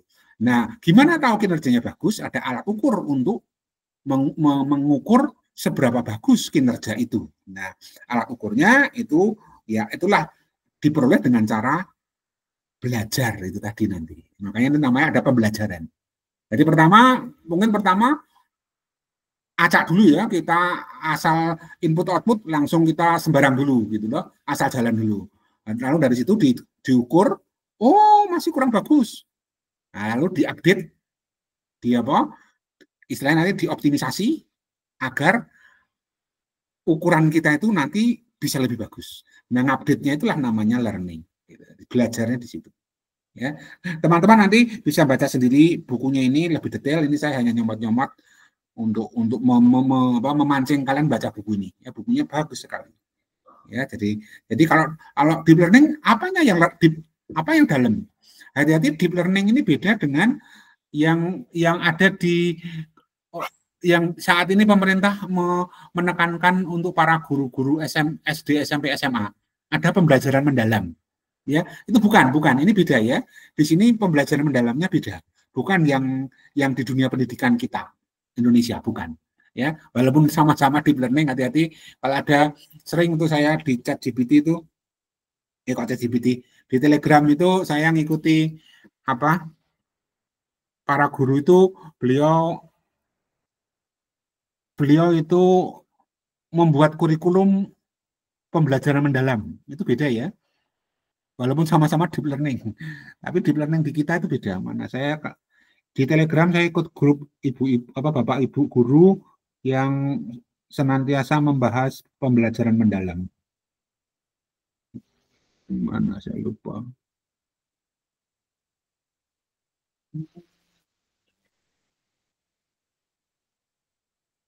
Lupa namanya saya nggak aktif, hanya ngikut-ngikut saja kok.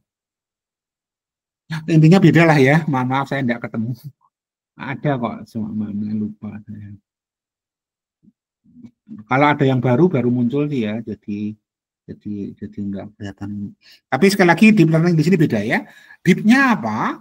Itu gini ceritanya, deepnya itu gini. Ini dijelaskan di sini. Jadi metode machine learning itu banyak sekali.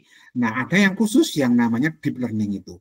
Deep learning itu beda dengan machine learning. Contoh, kalau di machine learning nanti kita akan belajar, nanti akan menggunakan fitur-fitur ya untuk mengambil, untuk membentuk modelnya.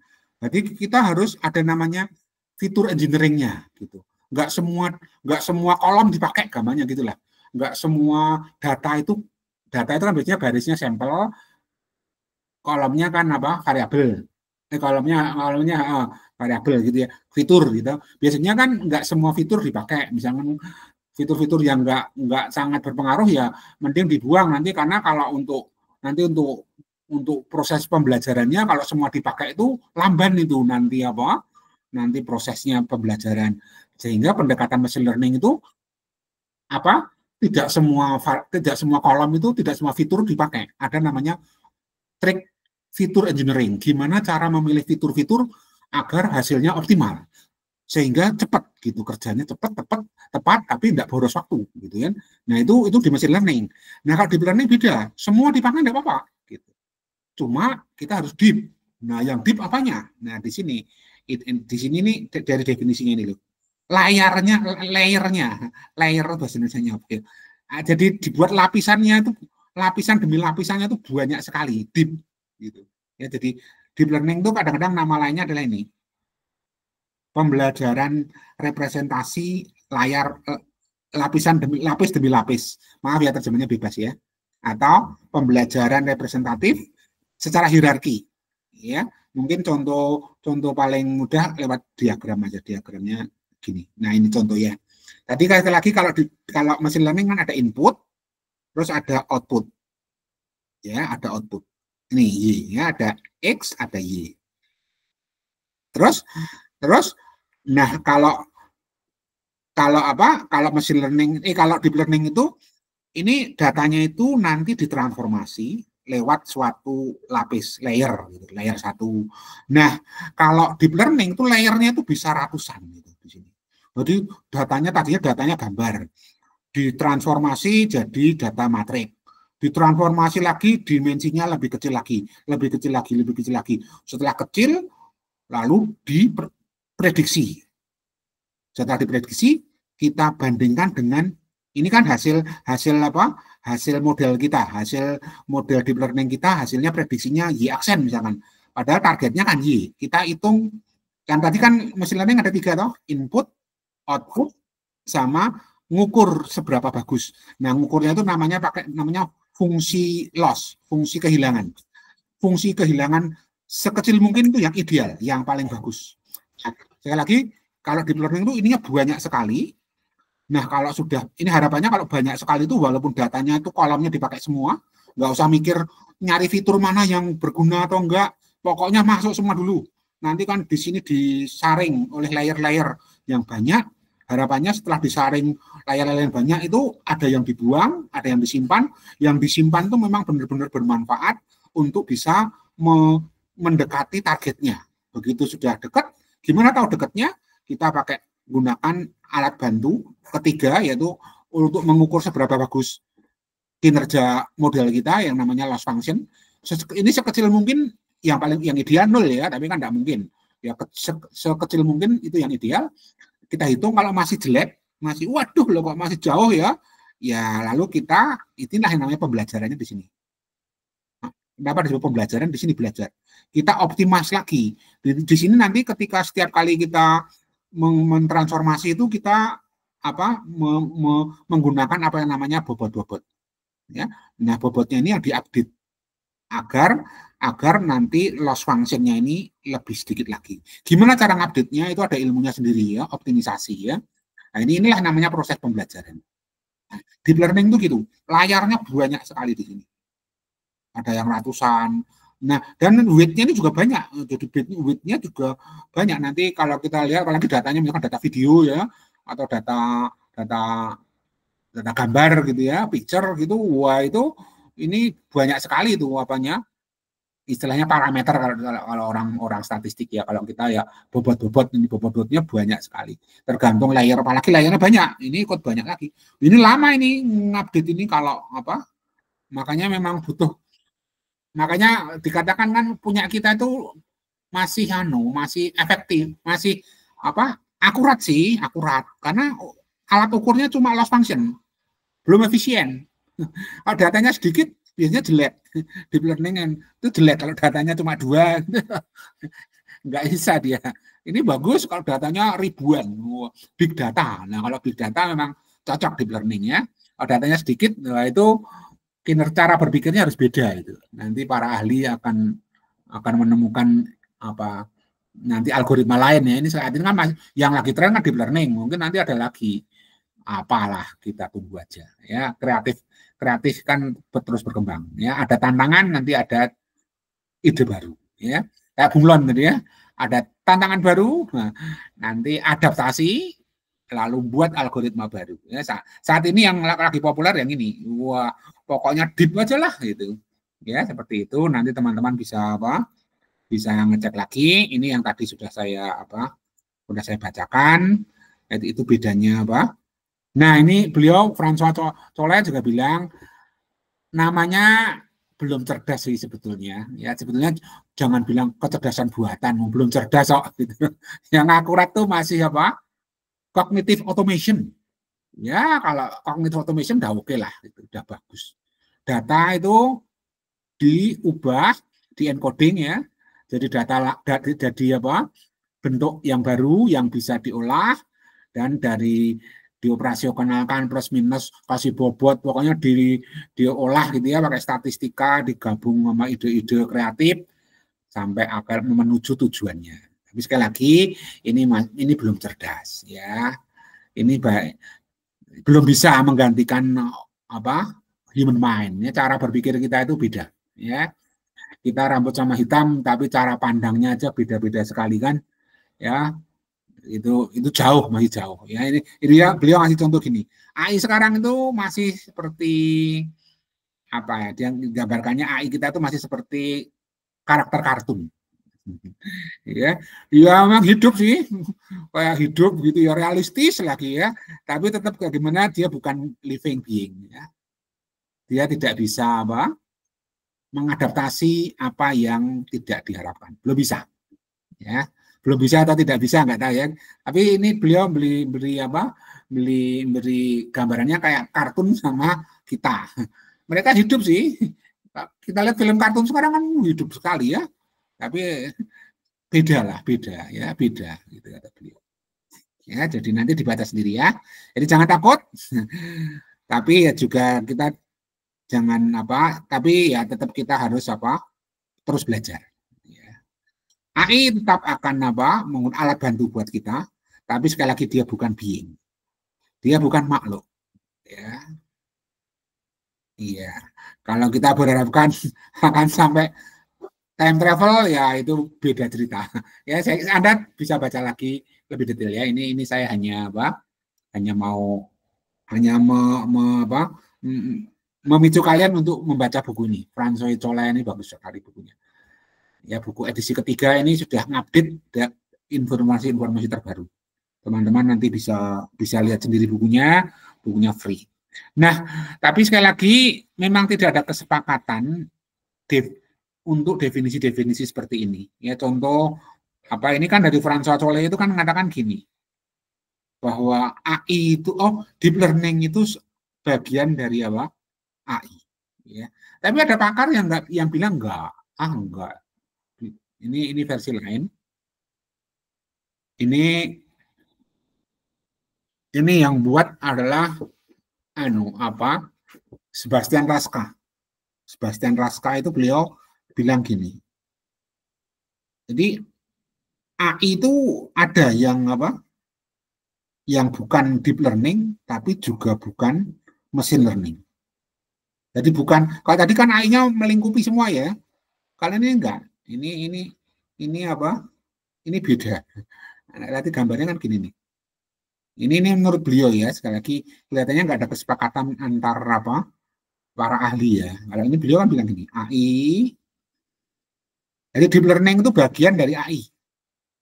Nah di sini enggak, si Sebastian Raska ini enggak nih. Ada machine learning yang bukan AI kalau menurut beliau. Ya, ada machine learning yang bukan AI. AI-nya hanya ini. Ada juga deep learning yang bukan AI gitu. Ya, ini saya ambil dari mana? Mohon maaf, saya kebiasaan jelek. Harusnya kayak beliau tuh ya teman-teman. Kalian nanti kalau presentasi kalau ngambil gambar siapapun ditulis sumbernya. Saya ini lupa, harusnya saya di sini nulis sumbernya. Sumbernya apa? Kayak ini loh. Beliau kan ngambil file, ngambil gambar, ditulis sumbernya. Kayak Pak Surya itu beliau juga ngasih contoh yang bagus. Kalau PPT-nya Pak Surya Anda perhatikan, itu sumbernya dari mana itu dituliskan di bawahnya. Itu yang benar gitu ya. Teman-teman tolong jangan kayak saya ya. Saya nyomot-nyomot sehingga saya lupa menulis ini sumbernya dari mana. Ini sumbernya dari sini. Untuk mengurangi rasa bersalah saya, referensinya saya taruh di sini semua. Nanti teman-teman kalau butuh tak taruh di Avlen ya. Jadi harusnya semua itu ditulis ini Raska. Saya masih tersebar di mana-mana. Saya ngambil dari sini. Jadi beliau ada kuliah, ini harusnya saya ininya di copy, kemudian saya taruh di sini. Teman-teman nanti kalau buat PPT atau apapun, kalau ngambil punya orang jangan kayak saya ya, ini tidak baik nih ya teman-teman, tolong kayak beliau ngasih contoh atau Pak Surya contoh ya, dikasih sumbernya ya. Ini saya ngambil dari sini. Jadi ini saya ngurangi rasa bersalah, saya ngaku saya ngambilnya dari sini. Semua ini PPT ini juga ini PPT-nya ini saya ambil, ini saya copy dari François Chollet ini toh, yang kalian tadi tahu ya, yang bab berapa ini? Yang ini. Yang bab 1. Ya, jadi yang di sini ya, jadi saya ngambil dari sini ya. Harusnya ini di-copy toh, di-copy baru taruh di mana? Di PPT bawahnya sini. Ya, jadi teman-teman tolong jangan kayak saya ya, ini jelek ini tidak baik ini. Ya, di sini harusnya. Oke, ya nanti ya saya tak edit ya. Oke ya. Jadi ini enggak baik ini. Tolong yang enggak baik dari saya tinggalkan saja. Jadi itu saya ngambil, sekali lagi saya ngambil dari sini. Ini kuliahnya beliau, Sebastian Raska, beliau bilang gini. Jadi beliau bilang nih ada machine learning yang bukan AI, yaitu yang masuk bagian statistik. Nah, tapi sekali lagi ya ini nggak ada kesepakatan sih ya. Jadi kalau statistik itu bukan AI menurut beliau. Ini generalized linear model itu termasuk semua termasuk di luarnya beliau, di luarnya AI ya. Ini versinya beliau. Tapi deep learning memang bagian dari machine learning ya. Bedanya di sini dia pakai layernya banyak sekali. Gitu, ya. Jadi ya ini hanya saya beritahu bahwa kadang-kadang kalian kalau gabung-gabung buku itu agak beda juga, ya. Ya, gitu. Oke, itu saya ngambil dari apa? Dari François Chollet sama Sebastian Raska. Ya. Nah, ini juga saya ngambil dari sini. Ini saya ngambil dari sini. Maaf, saya lupa nulis semua ini. Ngambil dari mana? Ngambil dari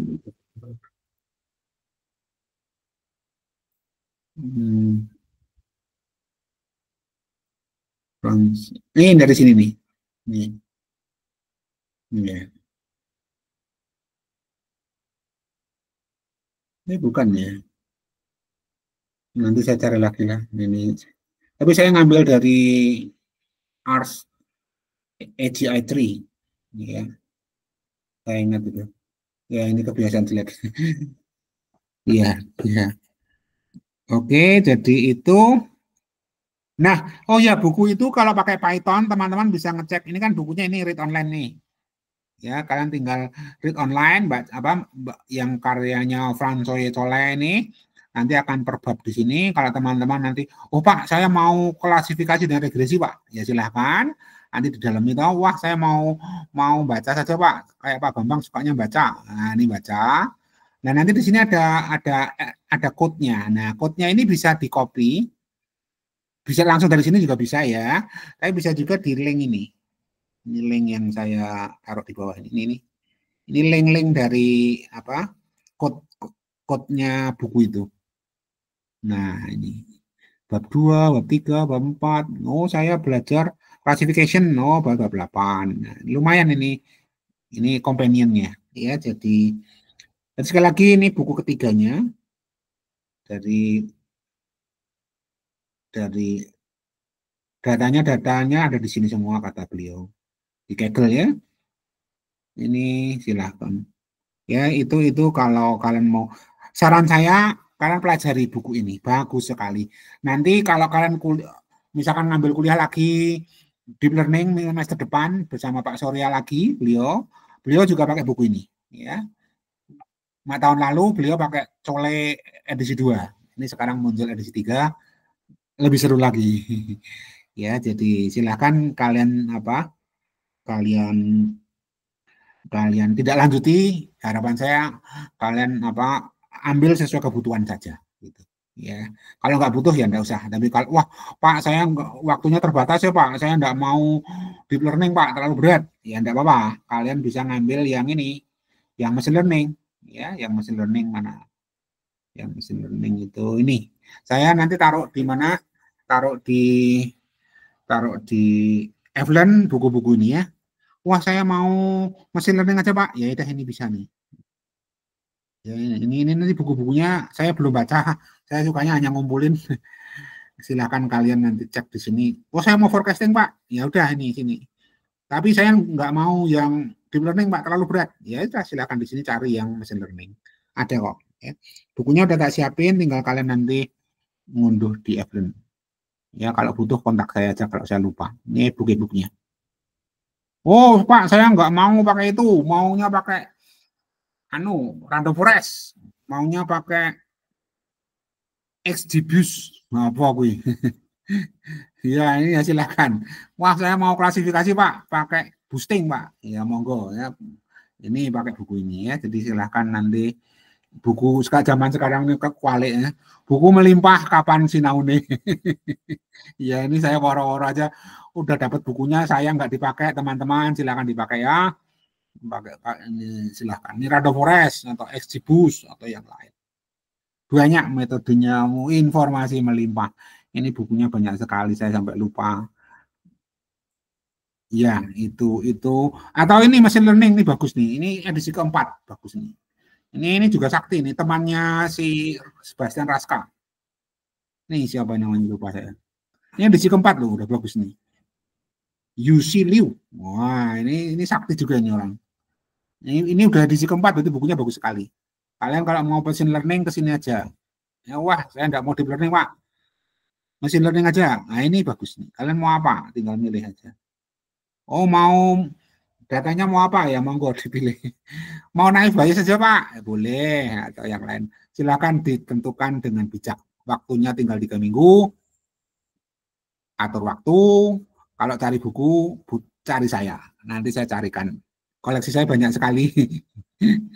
Tapi tidak saya baca ya. Kalau belajar sendiri ya.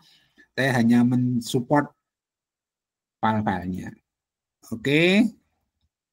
Itu tentang apa? Tentang bukunya sudah. Ini saya lupa di mana. Lalu kita lanjut sebentar ke absen. Oh ya, absen. Teman-teman udah absen semua? Halo. Tak tutup ya. Halo, tak tutup ya. Belum, Pak. Bentar, Pak. Ayo. 3 menit lagi. Bentar, Pak. Kalau yang mahasiswa S1 nanti habis ini. Ini masih mahasiswa S2. Oh, alah, ya, Pak. S2 udah semua, Kak? Sepertinya udah, Pak. Ya, tak tutup ya. Oke, sekarang adik-adik S2, S1 tak gantian. Tak buka dulu. Mana? AI. Oke, Mas Gibran, Mbak Raras, Mas Putra, Mas Bima, Mbak Glo, Bama, Ararel, Kevin. Yang terakhir siapa lagi? Saya lupa namanya. Trista. Ya, absen yo. Oke, gitu ya. Itu tentang bukunya. Kalau butuh kontak saya aja. Gitu. Nah, sekarang kita masuk. Waktu sisanya saya masuk ke hanya menganu aja ke apa, men-trigger kalian untuk belajar buku ini. Saya idenya lebih ke mancing-mancing ya. Memancing-mancing. Ayo, buku ini bagus, ayo baca.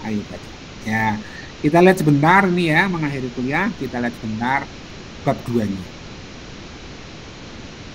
Mungkin ada teman-teman yang sudah kuliah deep learning, tentunya ini udah paham semua ya.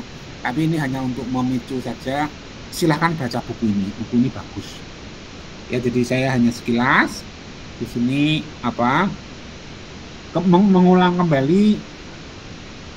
Kalau ngolah data pakai machine learning, pakai deep learning itu datanya diapakan toh, gitu ya.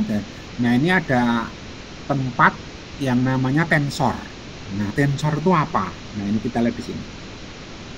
Ini contoh. Ini kita punya data.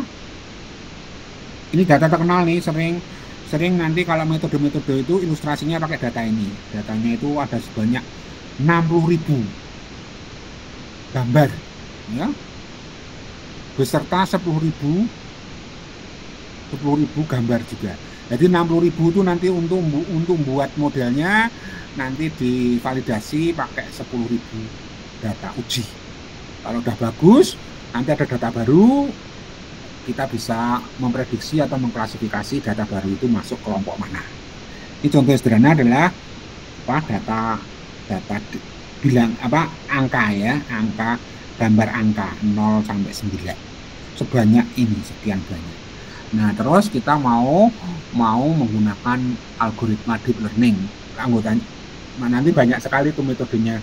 Nanti kita tunggu Prof Hana atau Pak Surya, beliau yang mendemokan ya, mau pakai metode apa, metode CNN atau metode yang lain ya. Ini kan di bab 2 baru mengenalkan kira-kira datanya tuh mau diapain sih ya. Nah, ini di sini pakai API yang namanya Keras ya. Ada juga yang PyTorch ya, beda-beda ya. Kalian sintaknya juga agak beda. Mohon maaf, saya belum belajar semua, cuma baca-baca itu. Sintaksnya hati-hati, harus sesuaikan dengan API-nya. Kalau Keras gini, kalau PyTorch beda lagi. Nah, kalian juga harus hati-hati. Nah, jadi ini datanya di-load dulu, kemudian sebagian jadi training, sebagian jadi testing. Ya. Yang training itu ini inputnya, train image, ini outputnya, trainable. Ya, kalau machine learning kan ada input, ada output. Nanti ada alat bantu untuk mengukur kinerja dari metodenya. Dan tadi kita ada belajar teorinya gitu. Ya. Nah, sekarang kita lihat datanya tuh strukturnya kayak apa? Ternyata bentuknya itu seperti ini. Ketika ditanya shape, itu bentuknya itu datanya ada 60.000 ya. Masing-masing ukurannya 28 dan 28 baris dan 28 kolom. Jadi jadi gambar ini tuh istilahnya dipotong-potong gitu ya, di grid ya, dibuat grid tuh sebanyak 28 kali 28. Nah, di dalamnya itu isinya angka-angka yang menunjukkan intensitas dari gambar ini. Nah, ada konversinya, cuma saya tidak tahu. Tapi konversinya ada bahwa grayscale dari image-nya itu jadi pixel-pixelnya itu ada intensitasnya gitu. Kalau putih mungkin berapa, kalau hitam berapa gitu. Jadi datanya itu berupa data seperti ini. Inilah yang namanya tensor. Ya, jadi tempat nyimpennya itu namanya tensor. Jadi kalau dulu kita belajarnya kan cuma di SMA itu skalar, vektor, matrik. Ya, sekarang nambah lagi itu. Namanya tensor. Tensor itu dimensinya lebih tinggi dari skalar itu tensor dimensi 0. Kalau vektor tensor dimensi 1, matrik tensor dimensi 2 dan seterusnya. Ini dimensi 3. Nah, seperti itu ya. Ini kumpulan-kumpulan dari dari matrik, dari vektor-vektor. Nah, kalau saya salah dipotong ya, mungkin Anda nanti baca sendiri. Kalau saya salah bisa dikoreksi ya. Jadi ini data kita itu disimpan dalam bentuk tensor gitu ya. Itu generalisasi dari vektor dan skalar dan matrik. Yang kalau matrik kan cuma baris dan kolom. Nah, tadi kita belajar layer-layer ya. Nah, di layer-layer itu kan nanti kan ditransformasi. Nah, transformasi itu fungsinya macam-macam. Nah, fungsi yang mentransformasi itu sering disebut aktivasi. Nah, ini aktivasinya ada yang namanya relu. Ini akronim nih. Ada maknanya, saya lupa. Softmax itu juga maxnya maksimum. Ini ada nah, Bu Hana dulu kalau salah pernah kuliah di mana lupa saya, jelaskan jenis-jenis aktivasi yang dipakai di machine learning atau neural network ya. Jadi inilah layer tadi itu ya. Setiap layer itu mesti ada aktivasinya, mentransformasi data menjadi bentuk representasi yang lain. Harapannya yang dibuang itu nggak berguna, yang masuk itu hanya yang penting-penting saja. Makanya data semua masuk tidak apa-apa kalau deep learning ya. Toh nanti disaring oleh layer-layer ini gitu. Pakai aktivasi-aktivasi ini itu yang akan menyaring-nyaring informasi-informasi yang perlu dibuang. Kalau nggak dibuang ya nanti kerjanya lamban gitu. Tapi diambil sarinya. Gimana ngambil sarinya? Lewat aktivasi ini. Intinya kurang lebih ya. Nah, ini loss function itu kan kayak tadi mengukur seberapa bagus algoritma yang kita pakai ini.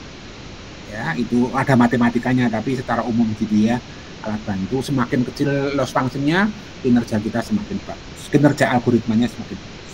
Optimizer ini untuk learning. Kalau loss function-nya nilainya masih jelek, lah kita optimizer itu kita olah lagi itu layer-layernya, bobot-bobotnya diupdate agar nanti loss function-nya lebih baik. Nah, untuk ngukur memonitor training dan testing juga di sini perlu metrik yang namanya accuracy, keakuratan. Sekali lagi deep learning itu fokusnya accuracy ya. Dia tidak mempertimbangkan efisien. Makanya belum cerdas dia. Dia baru automated cognitive automated ya, baru itu tarafnya ya, belum cerdas, belum efisien dia.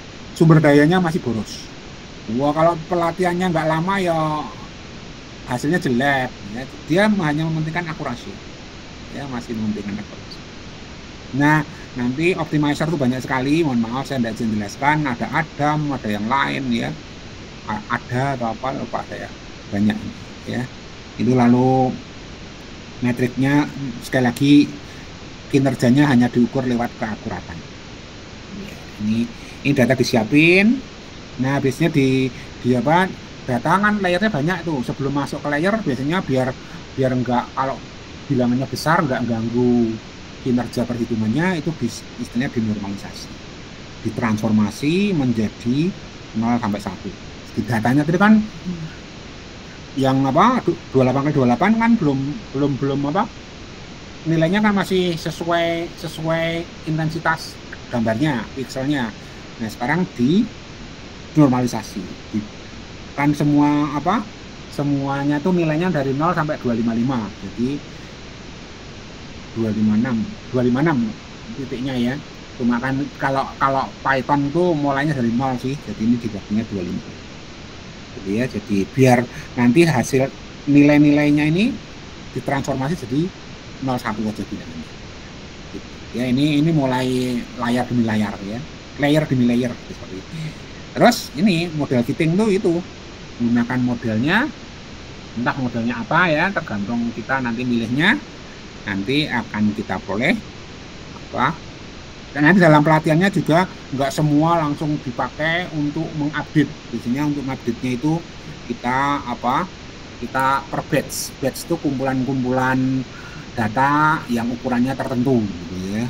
Misalkan ukurannya 128, setiap 128 data di apa? Di training. Itu nanti hasilnya apa? Diambil rata-ratanya atau apa. Ini treatment aja biar apa ngitungnya itu kita nggak berat. Karena datanya kalau ribuan kan ya lama juga. Ini trik-trik para ahli untuk apa? Mengimplementasi deep learning ya. Jadi seperti itu ya. Jadi ini apa? Setelah di fitting kita bisa memprediksi kalau ada data baru. Terus nanti dari situ keluar prediksinya apa? Oh, prediksinya data yang masuk itu adalah angka 7. Terus kita ukur seberapa bagus. Ketika diukur, oh keren ya 99%. Jadi memang apa? Prediksinya bagus. Nah, jadi apa kinerjanya udah bagus nih ya. Seperti itu. Ya, jadi inilah kurang lebih apa prosedur dari apa deep learning ya.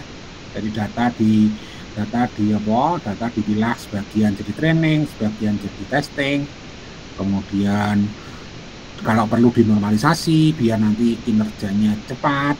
Kemudian setelah modelnya fitting diukur, diprediksi, terus prediksinya sudah bagus atau belum, pakai metriknya, akurasinya berapa, ternyata dari sekian data 99% bener, wah bagus. Nah, oke. Itu berarti udah akurat ya, akurasinya tinggi ya. Nah, itulah apa gambaran umum dari deep learning ya. Datanya itu disajikan dalam bentuk apa yang namanya tensor. Nah, di sini dijelaskan kalau skalar kita selama ini skalar itu dimensinya 0 perjanjian. Ini didesain oleh pembuat Pythonnya. Yang di Python tuh banyak. Kalau di R ada package ya, di sini namanya library kalau salah ya. Library ya. Itu ada yang namanya NumPy, ada yang namanya Skylearn. Saya belum familiar ya. Ini nama-nama kayak paket R gitu loh ya. NumPy itu biasanya yang ngitung-ngitung numerik, kalkulasi perkalian antar tensor, penjumlahan antar tensor, vektor, matrik dan sebagainya itu pakai library ini namanya NumPy ya. Ini diimport terus kalau manggil cukup NP saja, makanya ini cukup nanti NP saja. Nah gitu ya. Jadi ini mempermudah kinerja gitu ya. Kalau terus NumPy gitu ya kesuwen ya. Jadi itu contoh vektor. Nah, vektor itu dimensinya 1. Kalau skalar bilangan 12 itu skala dimensinya apa? Istilahnya nanti dimensi ada 2 macam, hati-hati. Ada dimensi untuk tensornya, ada juga nanti dimensi untuk entry dalam sini. Kadang-kadang nanti kalau dalam rumit, dalamnya sini juga isinya tensor, isinya vektor, tensor isinya matrik. Wah, dimensinya kacau nanti Pak. Nah, makanya hati-hati istilah dimensi nanti macam-macam. Ya, jadi hati-hati lihat konteksnya. Nah, ini katanya.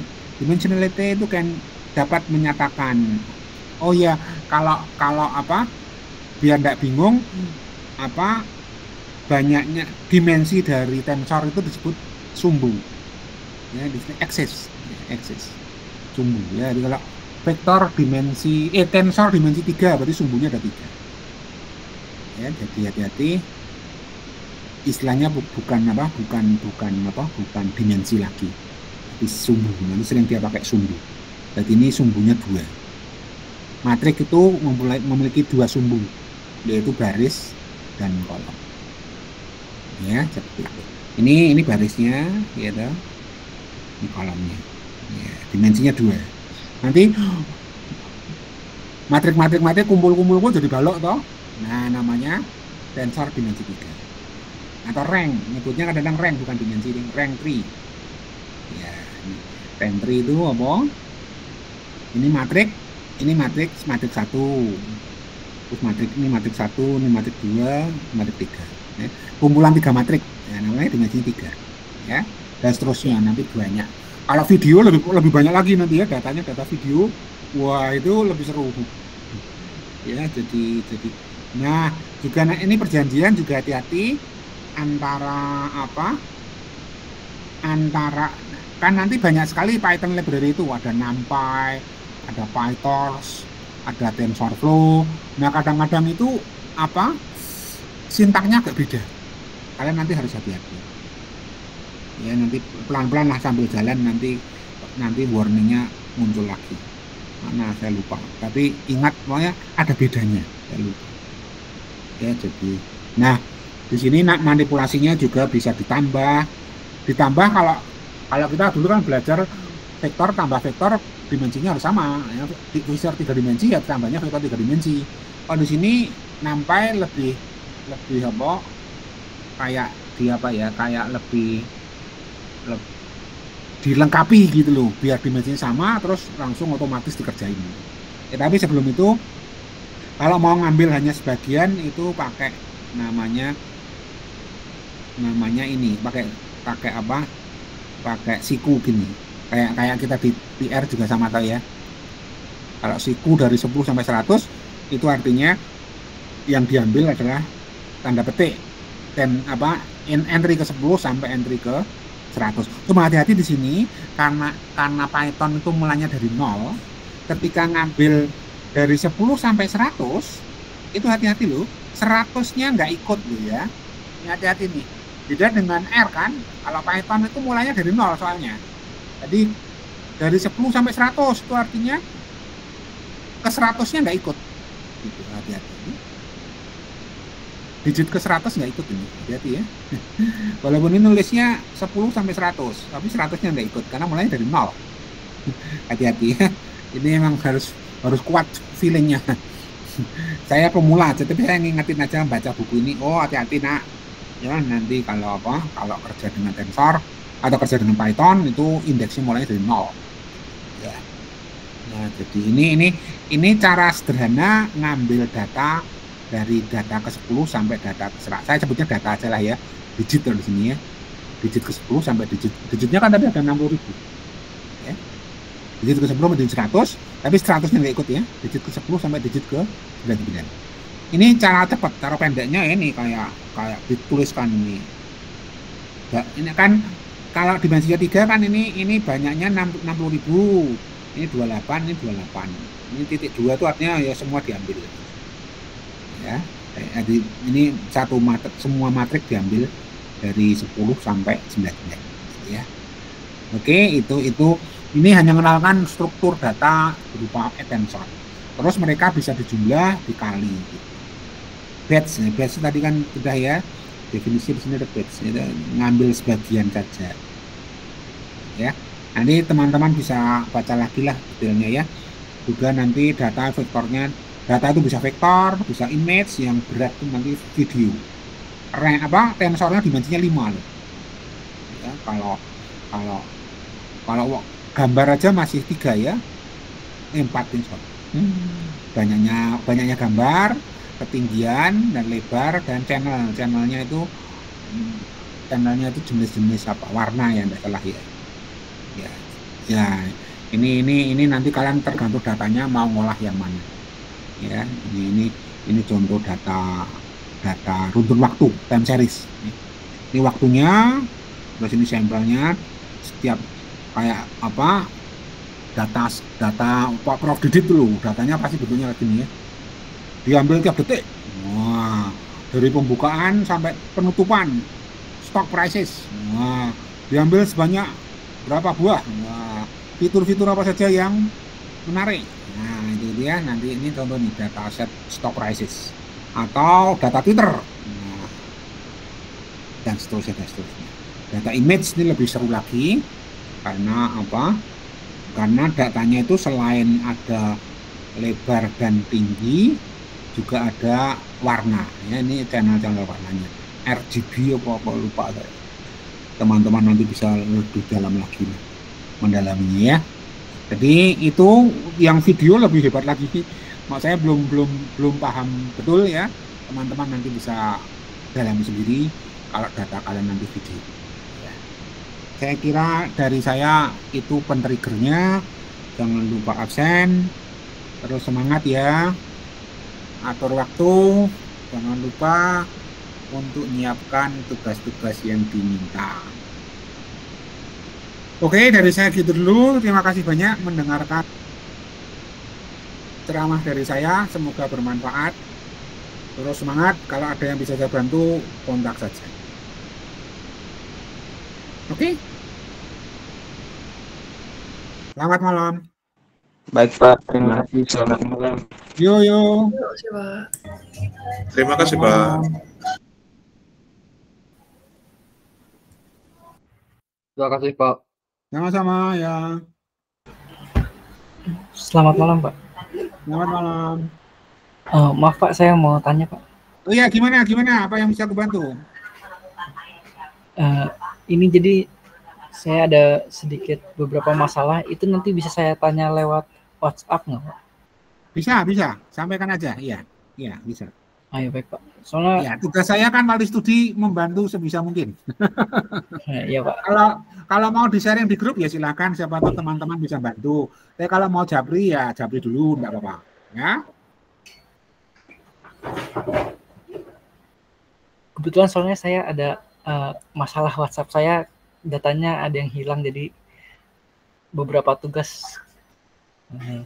Oh, yang pertama beritahu dosennya dulu, ya, lalu baru nanti ke saya, ya nanti kita selesaikan, ya. Baik Pak, terima kasih Pak. Oke, yuk.